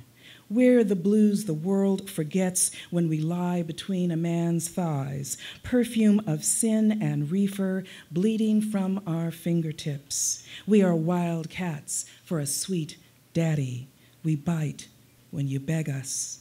Here in this Sidney Bechet dark, this fugue for the hardcore, we slide bronze and wet from Louis's horn at half-past dreams in this house of lethal delights, where you tell us your tawdry secrets no matter what time the violet dusk, the scarlet AM, where we taste of cinnamon, taste of clove, about the time that we surrender, about the time we slide you down, slow.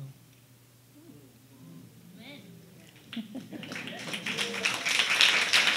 you. To blackness. As it happens, I have never tired of blackness. It's Marcus Garvey raisin in the sun, Tuskegee Airmen. It's Strivers Row and Liver Lips. It's Dred Scott, Freedman's Bureau, Scott Joplin. Some say black is swarthy, gloomy, evil, fiendish, but we all spring from the tribes, Ashanti, Bobo, Fulani, Wolof, their cowrie shells and crobo beads sewn into our fading fabric. I don't know much about my native blackness. My daddy, he say Igbo, the only word he can give me, but it's the only word I need to get the old folks to remembering that in Igbo, ututu is morning, abali is night, and in any mirror, my ihu, my face, is always black. And I'll close with this. Thank you. A sorceress strolls new grass. I am neither mother nor turquoise neckwear, but you are such young women, such new potatoes, and there is much for me to tell you. That bishops joyride in the dead of night, that blue's favorite color is blue, and earth is just a gaudy paragraph.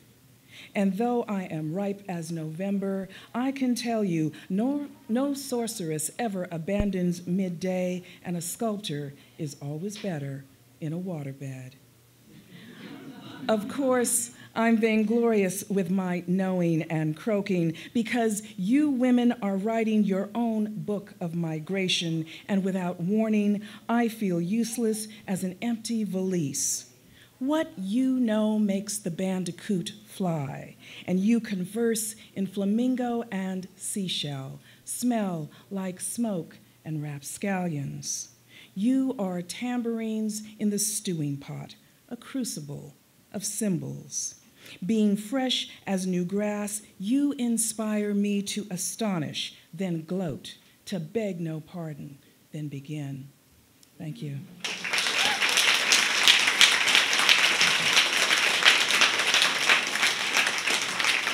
And I'm happy to introduce one of our local treasures, David Ulin.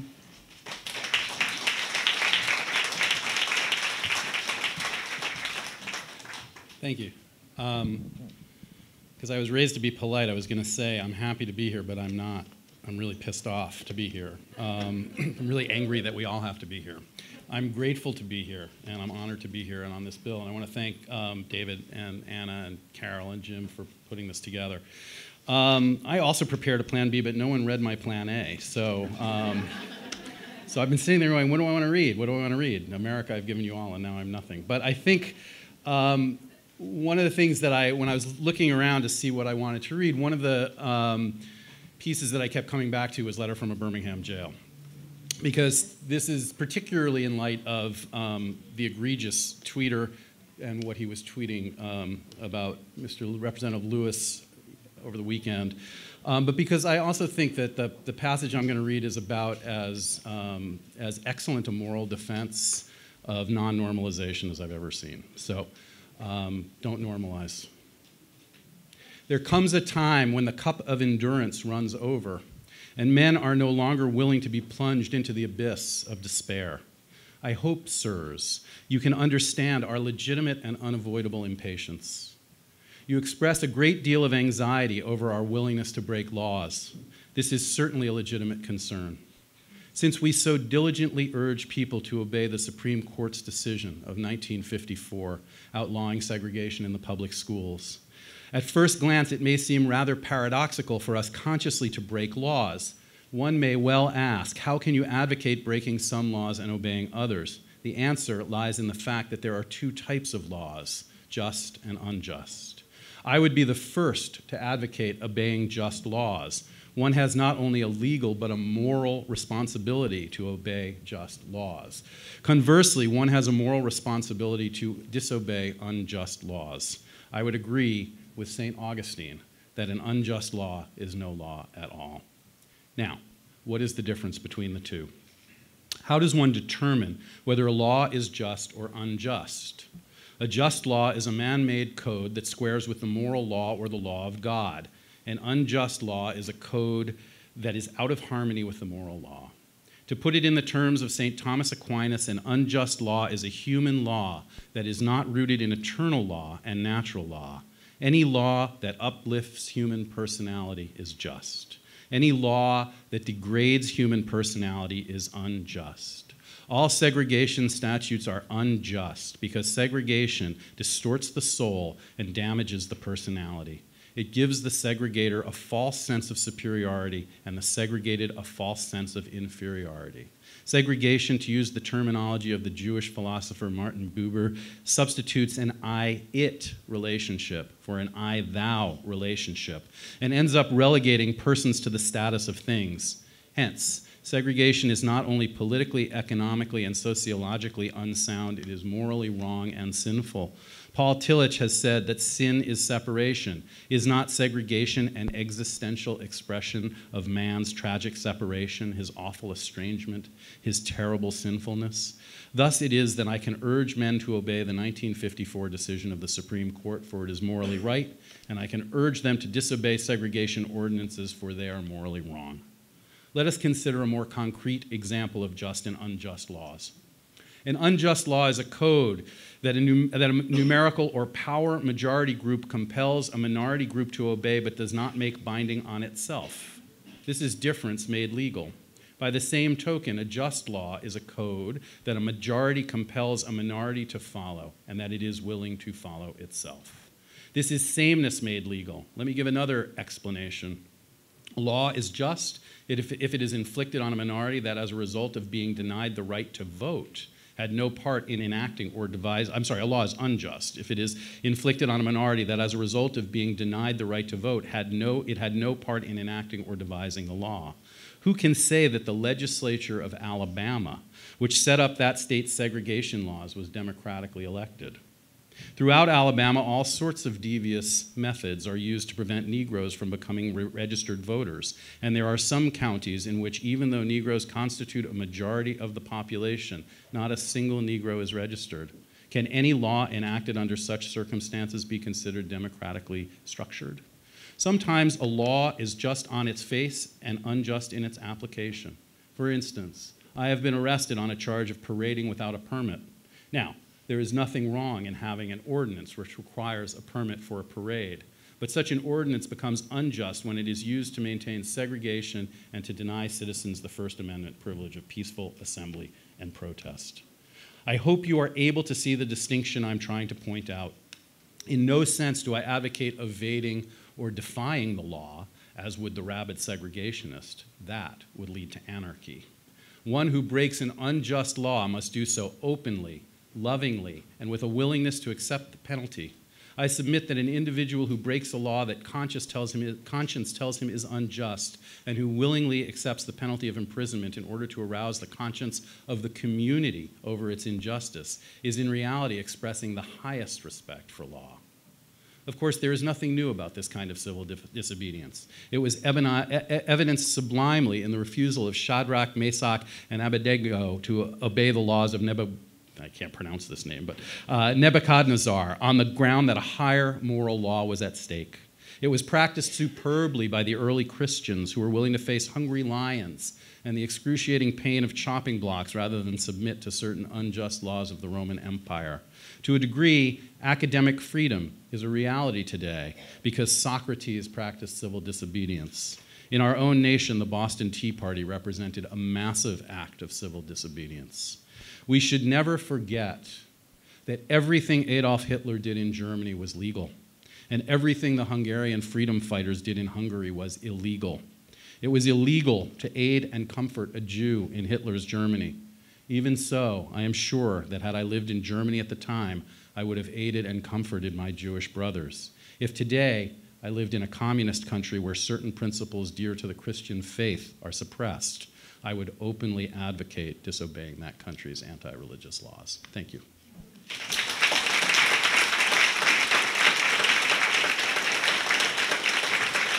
And please welcome our next reader, Vanessa Villarreal.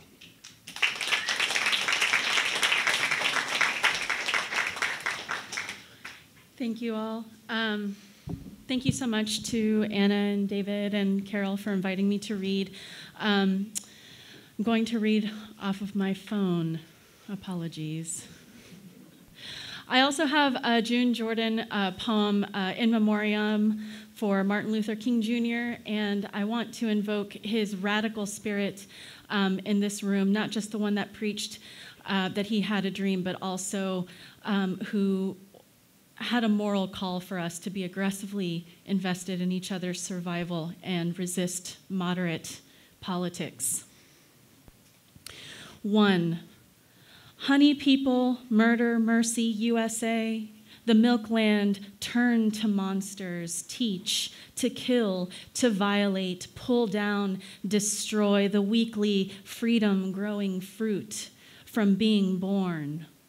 America, tomorrow, yesterday, rip, rape, exacerbate, despoil, disfigure, crazy running threat, the deadly thrall, appall belief, dispel the wildfire, burn the breast, the onward tongue, the outward hand, deform the normal, rainy, riot, sunshine, shelter wreck of darkness, derogate, delimit, blank, explode, deprive, assassinate, and batten up like bullets, fatten up the raving greed.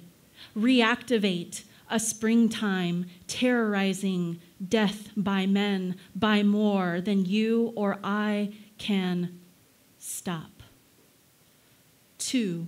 They sleep who know a regulated place, or pulse, or tide, or changing sky, according to some universal stage, direction obvious, like shore-washed shells. We share an afternoon of mourning, in between no next predictable, except for wild reversal, hearse, rehearsal, bleach, the black long lunging ritual of fright, insanity, and more deplorable abortion, more and more.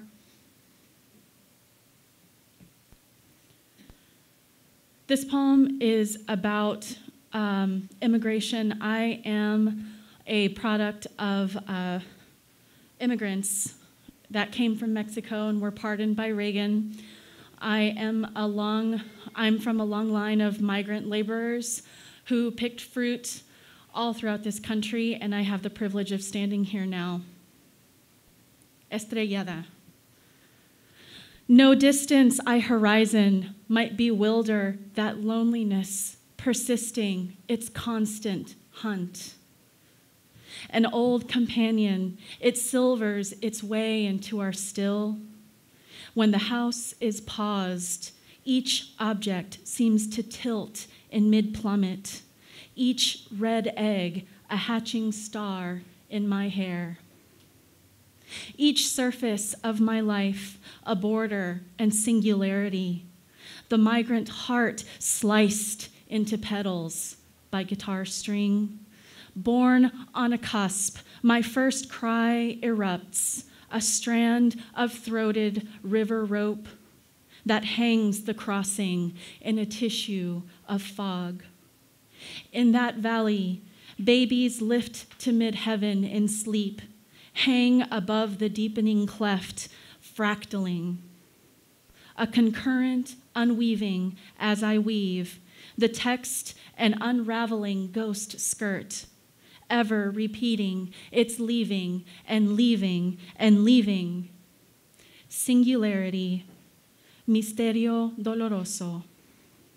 An age after fate will have made an opus of every brutal abandoning, I will succumb to the hunter in the profound.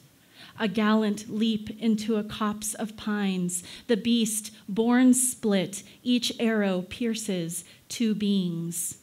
In wound, the animal turns constellation, the feminine obscene.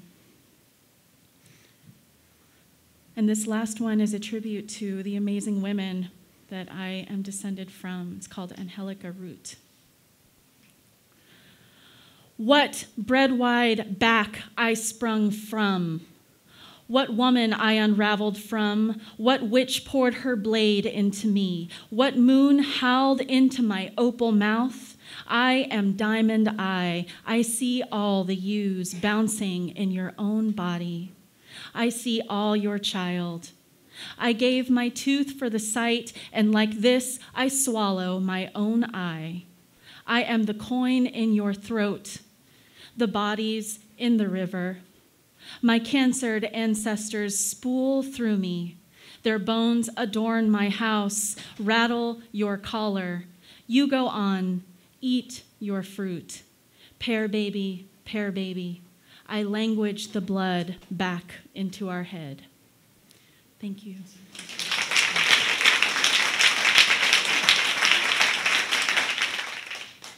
Again, please, a round of applause for all of our readers today.